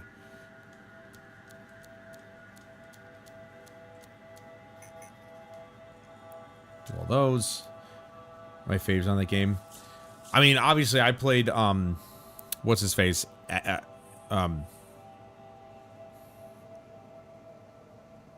Who's the one dude who's a tank? Not Apex. Ajax. He was the only character I played.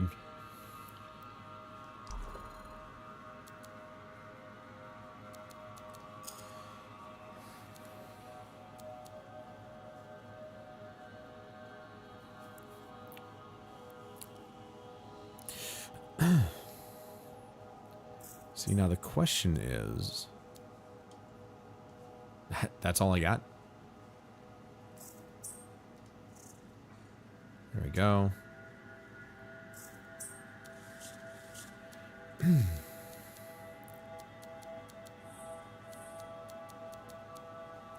So yeah, as you can see, the last bit of this is really just a grindy type of thing.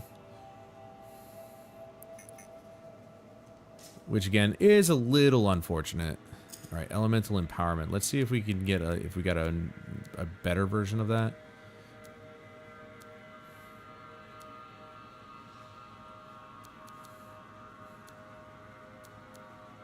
Nope.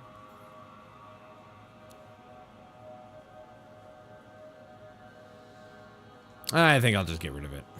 Screw it. Just get rid of all of them.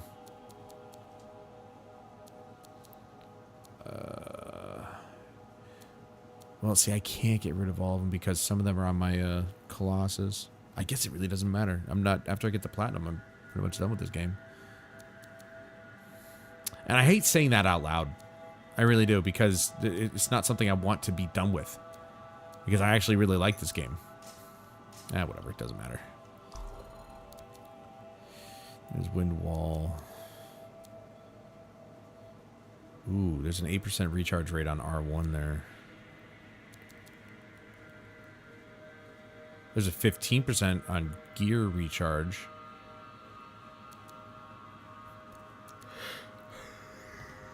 %40 pickup radius.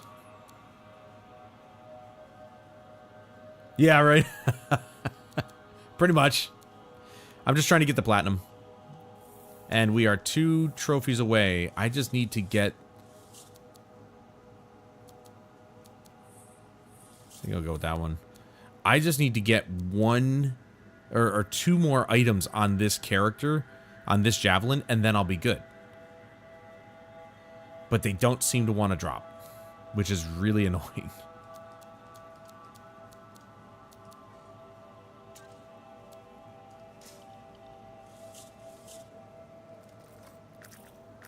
They do not seem to want to drop.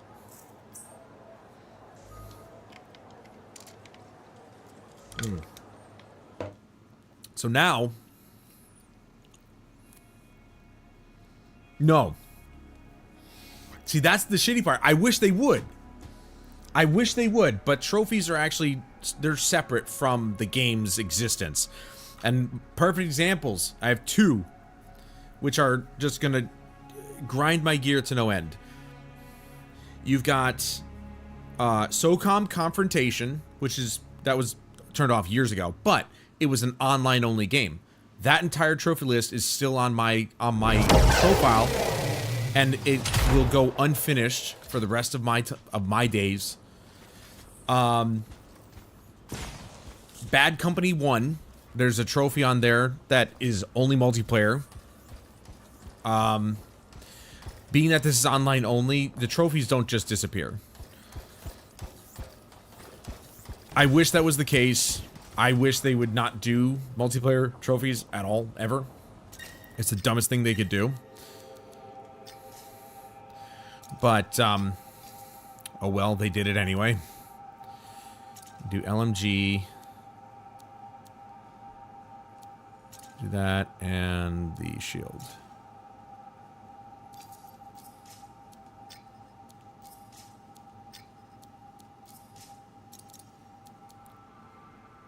Can I find anybody on GM1? That's the question. Actually, no. No. We're going to do hard because I keep forgetting I'm not on my Colossus. Now, if it does go away, that's going to suck.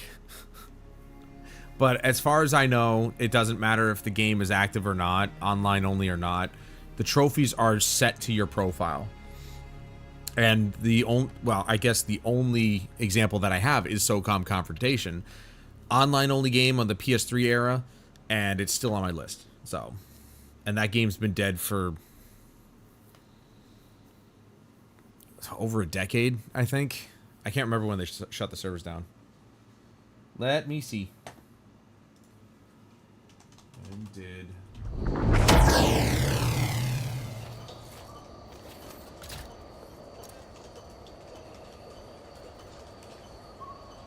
SOCOM Confrontation got shut down in 2014, so over 10 years.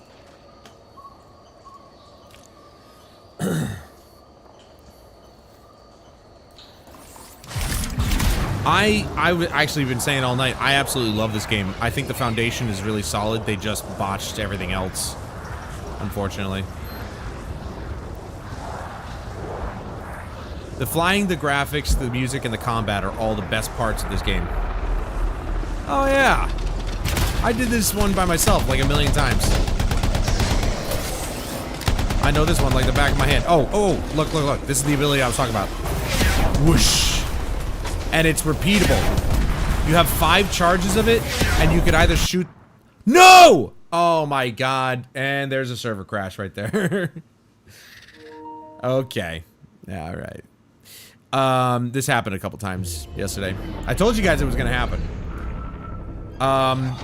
You can either use it by tapping it, and they're like little tiny fireballs, or you can hold it and charge it up and just be like, whoosh. Now, if it knows what's good for it, it will give me the option to reconnect to that server. There you go. At least they have this in effect.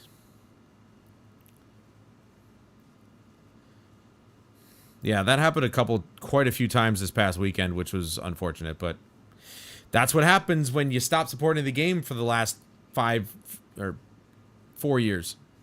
No, 3. I think they stopped supporting it after 2022. So 3 years of no support. Stuff's gonna break. So I was the only one who lost connection? Oh, come on. Why did I deserve to lose connection?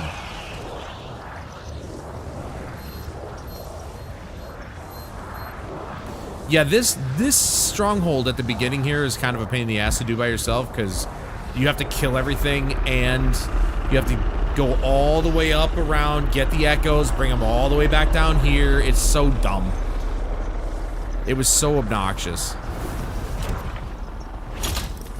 Dude, are my consumables gone because I disconnected? That would really suck if that was the case.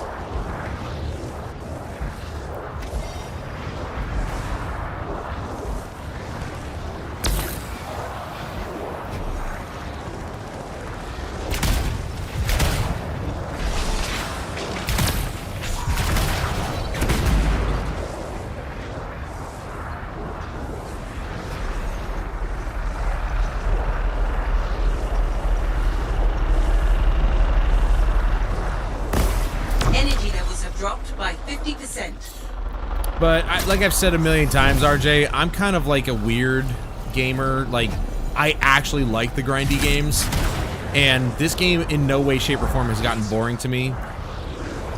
I know that a lot of people were not happy with, you know, the way that they built this game out, but I like the combat enough that it's fun. Like, the gameplay for me is fun, and I never really get bored of it. But I can see why people wouldn't like it. You know, don't get me wrong. I see the complaints, I understand them, and I agree with them. I just think it did not get enough love.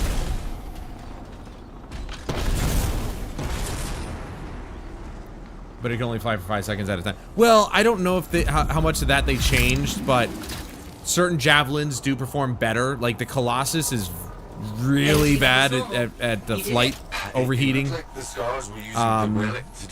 But you can build it out to where it lasts longer, and obviously if you hit all the water points that you can find, you'll always cool it down. Like right now, my flight stamina is not that good with this class. I didn't build it out to be that way. But the best part about the Storm Javelin is that it hovers the longest. You know, you can hover the longest with the Storm Javelin. Oh, I totally went through the water.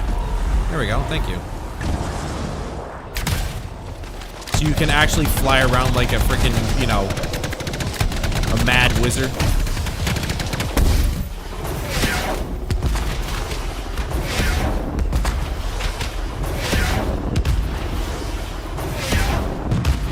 See, I'm already almost dead for some reason. I don't know what the hell hit me.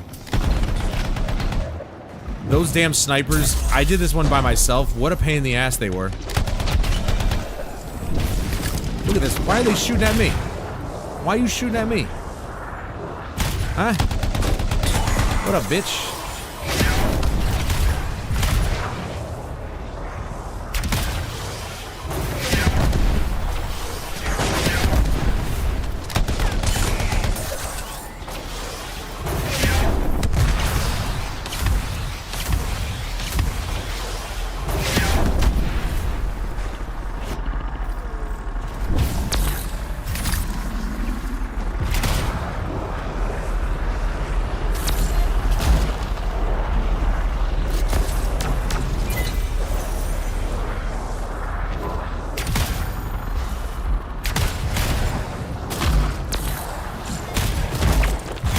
But I was saying earlier before you got here, I love how simple the flight mechanics are. L3 and R3 and that's it. And then you just use them in conjunction with each other.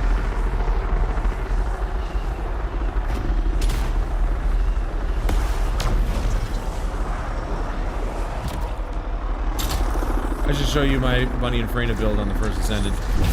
It's well, I've seen a lot of Bunny builds that are ridiculous. Like, they just run around. That's all they have to do. Because everything they do basically recharges her shock abilities, and she never runs out as long as she's got enemies to kill. Or as long as she's just running. It's nuts. Shit. More stars, freelancer.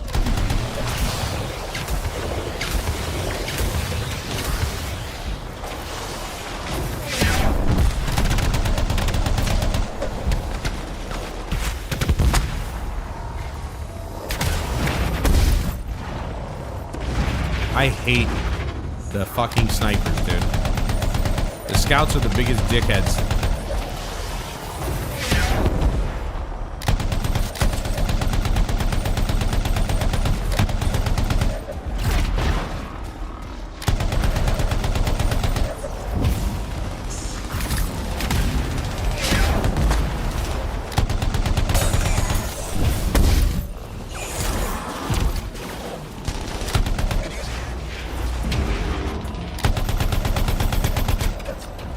Why are all the snipers shooting at me, man? There's other people to shoot.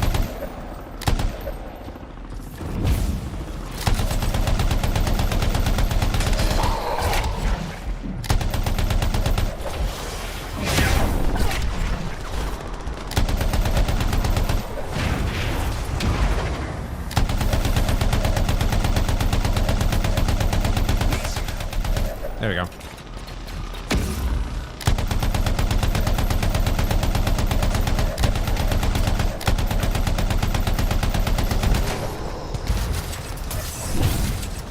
I definitely think one of the biggest issues with this game, of course, was simply the fact that they didn't utilize objectives in this game to benefit using your flight mechanics and all that stuff. All the objectives were basically stand here until we get a reading on this thing. That's essentially what they always were. And that right there is just not conducive to what people like about this game, which is the flying. Don't remember that much about this game at this point. Don't even really remember why it failed. It does look really good now, but maybe that's just your enthusiasm. Well, you know, I'm trying to bring a perspective about this game that really does kind of shine a brighter light on it. And Probably this thing producing these eggs, which means you want me to get rid of it. there are some really high points about this game that I really enjoy, and I think it's a shame that it didn't get to be realized to its fullest potential. And it's a shame that after January 2026, there's going to be a whole generation of gamers who are not going to be able to experience this game because it genuinely has the best flight mechanics ever. Ever. Like I said, it's the best Iron Man / Superman game ever made. And it's a shame that none of us will actually be able to experience what BioWare potentially had in store for Anthem 2.0. And that's an even bigger shame. But what we can take from this game at the moment is, like I said before, the combat, the flight, the graphics, and the music. The game still looks good to this day. Graphically, it's one of the best looking games today. There's a few modern techniques that are missing. Like, if you guys remember the E3 demo that they showed off, it looks way better than this does. And I wish they could get it looking like that. But that would have been computationally very, very heavy. So, you know, that's why it was only a vertical slice and not actually the game. Too many eggs, way too many eggs. But for what the game is right now, this is Frostbite at its best right here. It wasn't meant for a game like this, but somehow they made it work, and visually it's one of the best looking games that has come out within the last like 6 years or 10 years. Easily one of the best looking games when it comes to the environments. Let me put a caveat to that, because obviously there's a couple of things here and there, like on the character, you know, models, like the enemy models and stuff, that probably doesn't look very good. The javelins look good, but I think predominantly it's the environments that really sell this game's visuals. Like bunny builds just like that. See, I know all about the bunny builds and all that stuff. I mean, I did play the game. Is for boss stuff. Oh, so you swap between characters depending on what you're doing? Do I think it should have failed? No. Stars, the bottom It failed because of mismanagement, just like most games do, which is unfortunate. And as I said earlier, before you got here, you know, it wasn't even EA this time, because Andrew Wilson himself tried earlier builds, loved the flying, came back a little later, they took the flying out, and he's like, what the hell, why'd you take the flying out? Like, he was a champion for this game. I still think EA should have given BioWare a chance to do Anthem 2.0, but that we can at least blame EA for, that they didn't give them the time that they needed to fix it. But we can definitely say that without a doubt it was BioWare's mistake that they brought it out the way they did. A lot of middle management that's, you know, like, that we're seeing getting gotten rid of these days. You know, we see Microsoft laying off 9,000 people, and you know what? I'm okay with it, because that's 9,000 useless people in middle management that we don't need being a part of the game making process. Period. And I'm happy to see them slimming things down, becoming more focused. Because that's what we need. We need more focus in this industry, and there's just not enough of it. Because you get shit like this, where this game had too many cooks in the kitchen at the management level of things, and it was BioWare's mismanagement, not EA's. So, as much as we like to hate EA, they were actually the ones who said that they liked the direction that this game was going at the time.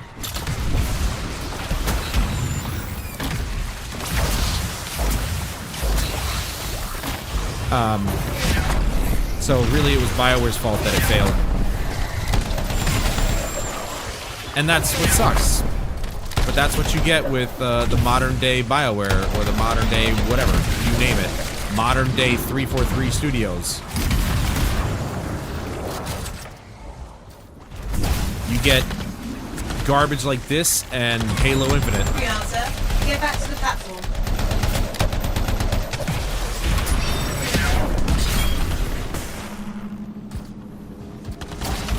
Was nobody standing on this? But do I think it should have failed? No. But I know why it failed. Thanks to Jason Schreier and his reporting, we finally know why it failed. And it is sucky to see a developer that you once loved just fall so far from grace. You know, first came Andromeda, then came Anthem, then came Dragon Age of Vilgard. And again, Andromeda, another game that I personally really like. I think it was fine. The story was not anything to write home about, but it wasn't the worst. We've seen worse. The gameplay was definitely the highlight of Mass Effect Andromeda. I love that game. And believe me, I wasn't looking at the game through rose-tinted glasses. I was objectively really enjoying the game. But I understood its flaws. I saw its flaws. Obviously, the technical issues that it had at the beginning were definitely not something you could ignore. But at the end of the day, the multiplayer is still fun. It's still classic, like Mass Effect 3 multiplayer, which I love. It's one of my favorite co-op experiences. You know, guys, more people on the point makes it go a little bit faster, at least.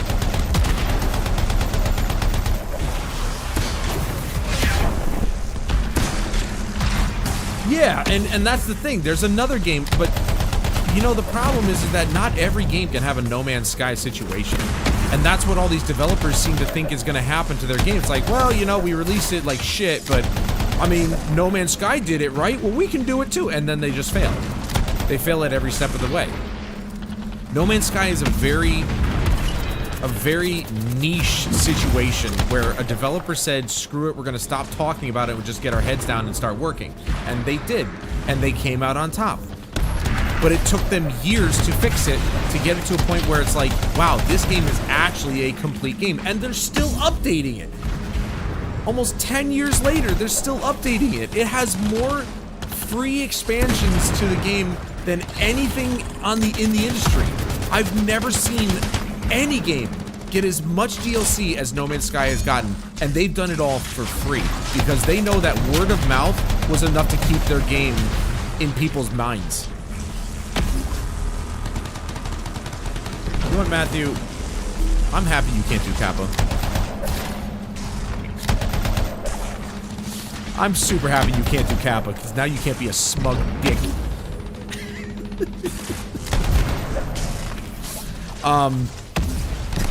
But not every game can be a No Man's Sky.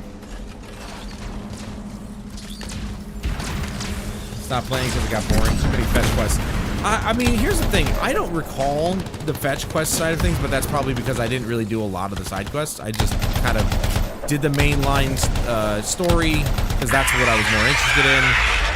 And then when I finished the game, I was like, let's play the multiplayer. And I just recently got back into it, and it's still just so much fun. It's grindy, but what game that has a multiplayer isn't grindy these days? Let's be honest. But it's a great co-op horde shooter. And you know me, I don't really tire of those.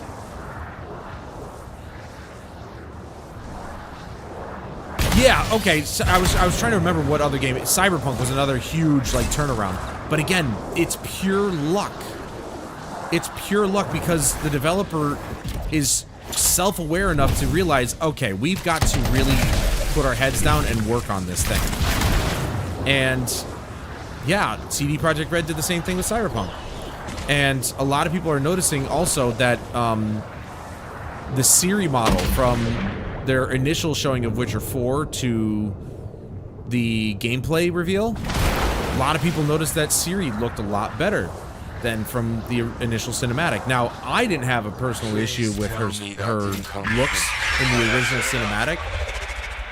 I think she still was kind of hot, but in the new gameplay reveal, people are saying, yeah, now she looks like the Siri that we remember, though more detailed and a little bit better looking, but definitely older looking and whatever. So, but still looking good. So, you know, CD Projekt Red is actually a developer that listened to the feedback and said, all right, we're going to fix this. So yeah, you can't always have a No Man's Sky or Cyberpunk situation. All these developers seem to think that they can do that.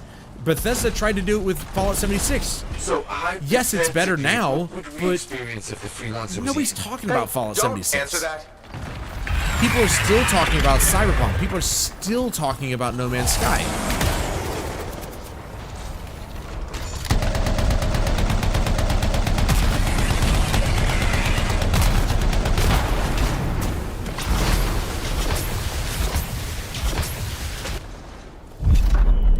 It's weird that the music just kind of dies here.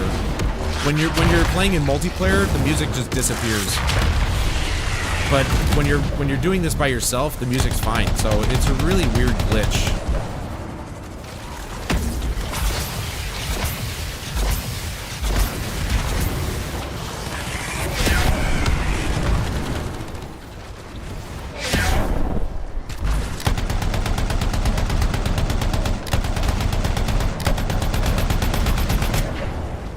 Wow, I'm out of ammo. Whoops. Yeah, like the music, when you're playing with people, just disappears for some reason. I don't know why. It glitches out so badly, it just doesn't work. Which is a shame, because the music's actually really good. The games industry's biggest problem is too much money and too many people in it. Well, there are too many people for sure. And I would say too much money isn't a problem, but it is an issue when you've got too much money and nobody knows how to utilize it properly. That's, I think, the ultimate problem. It's not too much money, it's too much money that people don't know what to do with. It's always coming back to mismanagement. At every level. We're talking, you know, at the higher up level, at the middle level. Anybody who's working with the money.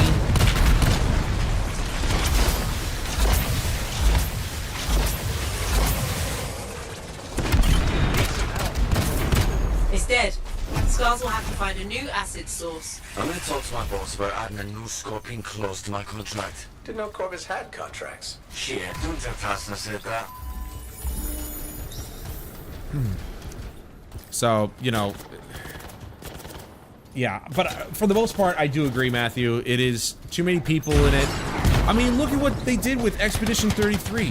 What a phenomenal game. I still haven't finished it, but, like, I know I love every second I played of it. It's challenging, but thought-provoking, and they put a really good story with really awesome gameplay. They were able to do both. Whereas a lot of games, you'll have really good gameplay, a really shitty story, Anthem, or you'll have a really awesome story with not so much fun gameplay, Last of Us, which I personally didn't mind the gameplay of The Last of Us Part 1, or just Last of Us 1. But a lot of people didn't like the gameplay of Last of Us. They actually really liked the narrative, which most people did. So, that's why that guy he's level 10. You know, Expedition 33 just happened to have the perfect melding of both worlds. Good narrative with great gameplay. Why? Because they only had 30 people working on it. So it was focused. It had a lot of direction. And that's what the majority of the industry is just completely lacking, is any sense of direction, because there's too many people saying the same shit. There's Ice Storm, or not saying the same shit, but like, there's too many people putting in their 2 cents that don't need to be talking, you know what I mean? These people do not need to open their mouths, but they do anyway. There's a story with an extremely low probability of success. Most people are like me and don't give a game a second chance. Well, No Man's Sky, and again, I'm really excited to see what they do with Light No Fire, but Hello Games, again, it's a team of what? I think maybe 100? And at the time with No Man's Sky, it was like a team of 20 or something like that. And they made a game, possibly one of the greatest games of all time in a lot of people's opinions, just because of the fact that you buy it once and everything that they've given into the game is free. You know, and the same thing with Larian Studios. People apparently were begging to give them more money. It's like, just put out a DLC, I'll buy it. And they were like, no. We want to give you the full experience. You know, no extra cash. You deserve every last second of this experience to be free. And it's like, dude. And they made millions off of it. But they didn't care about the money. They cared about making a good game. And when you make a good game, the money will come in. Plain and simple. But these big corporations like Microsoft, who just laid off 9,000 employees, arguably 9,000 useless employees, but still 9,000 employees. Activision Blizzard laying people off. EA laying people off. Like, they're laying off. And Ubisoft has 20,000 employees across all of their studios. Why? Why do you have so many people? It took 30 people to make Expedition 33. It took 9,000 people to make Diablo 4. How do you do that? 9,000 people to do what? To do what? Like, 10 people working on one texture? Like, what is that? It's insane. It's such a waste of funding. It's awful. So I champion the indie scene. The indie scene is making more waves than it's ever done in the past, and it's showing up the AAA developers. And especially the Chinese developers. They're coming over here and they're just like, here's Black Myth Wukong, here's Wu Chang Fallen Feathers, here's, you know, Stellar Blade, the Koreans, the Stellar Blade, and it's just like, you know, these AAA game devs, you know, I think we need to get rid of the whole idea of AAA and indie or AA. There's no sense in giving them these nice giant ass right there. There's no sense in giving any kind of like category or title to these games, because you take a look at Expedition 33, technically that's a AA game, but it's not. It's an indie developed game. Technically. It was Sandfall. I think they were published by, were they published?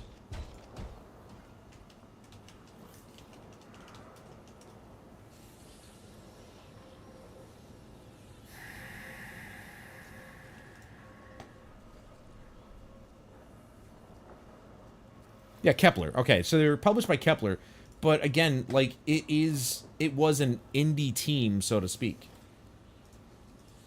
30 people? How often do you hear that? You got Schedule 1, made by essentially one guy. Essentially.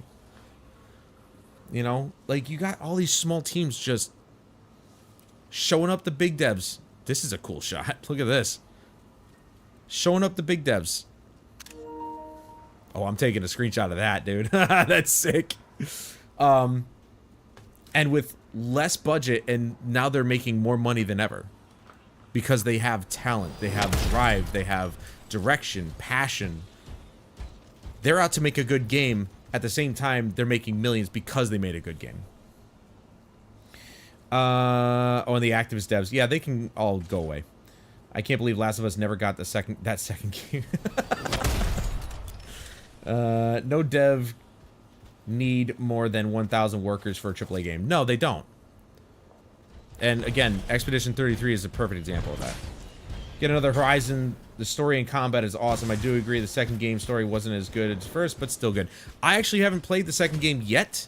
I do have it, thanks to PlayStation Plus catalog, but I haven't played it yet. I still need to play the expansion for the first game, but I agree. I mean, because I love bow and arrow, like Horizon kind of just spoke to me. I love that game so much. I heard that they made Aloy gay in the second game, which it just face full of ass right there. Which is just like, why would you do that? But you know, it's those activist weirdos that were hired to do absolutely nothing but ruin video games. Damn, dude, I didn't know Cell was in this game. Will we get another Horizon? I don't know. I don't know what Guerrilla Games is doing. If the second game didn't do as well. The same thing with Spider-Man. I loved 2018 Spider-Man. It was phenomenal. And then the second game, I have zero interest in playing. Because I heard what they did with some of the things in the game, and I'm just like, I don't agree with that. Like, it's so stupid. Peter Parker is Spider-Man. If you want to give Miles his own story, do that. You already did. Do a series with Miles Morales in conjunction. But Miles is not Spider-Man. I'm sorry. You can't just replace Peter Parker because you feel like you have to fulfill some checkbox for the DEI weirdos to be happy with you. Like, give me a break. The weirdos don't play the games. Us gamers play the games. But because of your choices and what you did with Spider-Man 2, I now have no interest in playing Spider-Man 2. And that's a shame because it looks phenomenal.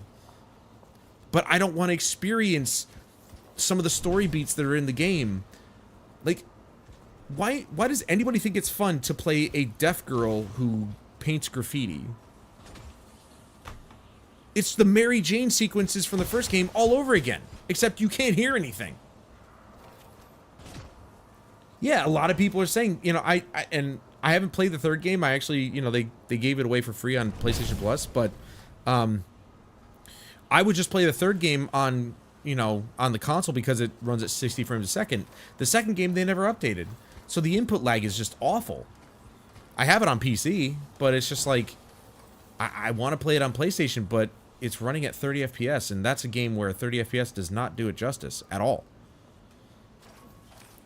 Which is very, very unfortunate. Anyway, I gotta end this thing. I want to thank everybody for joining me this evening. This game deserved a lot better. I think it's a lot of fun. I still have quite a bit of work to do here. We finally actually got one of the things I've been looking for, which is Ice Storm in the Blast Seal category here. We finally got that, and then we also need Flame something.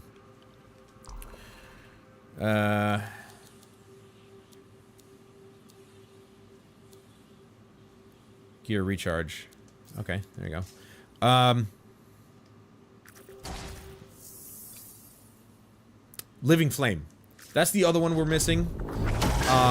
Once we get that, I will knock this one out. We'll get this trophy, and then we have one more trophy to do. The Interceptor. That's all we got to do. We only have to do the Interceptor, and then we've got the Platinum for this game. Friday, we might actually see more of this. Not gonna lie. Tomorrow, obviously, it's all Battlefield. Wednesday, we're going back to Space Marine 2. Thursday, Apex with my boy and his wife. And then Friday, we're probably going to see more of Anthem if I don't play more of it before then, which, again, you can see 2 hours didn't really get us a whole lot because I still have to get the items. But hopefully, with the Interceptor, it goes a little bit faster. But we'll see. But that's going to do it for me tonight, guys. Thank you so much for joining me. I appreciate your time and attention, as always. The conversations are great. Thank you so much for hanging out with me this evening and enjoying what is soon to be a dead game. Very sadly. Please join me again tomorrow night for more Battlefield 2042. We're grinding away still on those weapons, and we're getting pretty close to finishing up the entirety of the primary weapons. Whether or not I will continue with the secondaries and then, of course, the operators or specialists, T1ing and the vehicles, we'll see. But Battlefield 1 really was a lot of fun last Friday, I think. Was it Friday? I think yeah, Friday, because July 4th. And I would like to get back to playing Battlefield 1, Battlefield 4, Battlefield 5, and really just relive the good old days of Battlefield.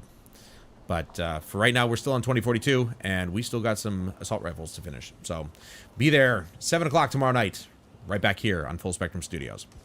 But until then, I'm Adam Wolf. This is Anthem.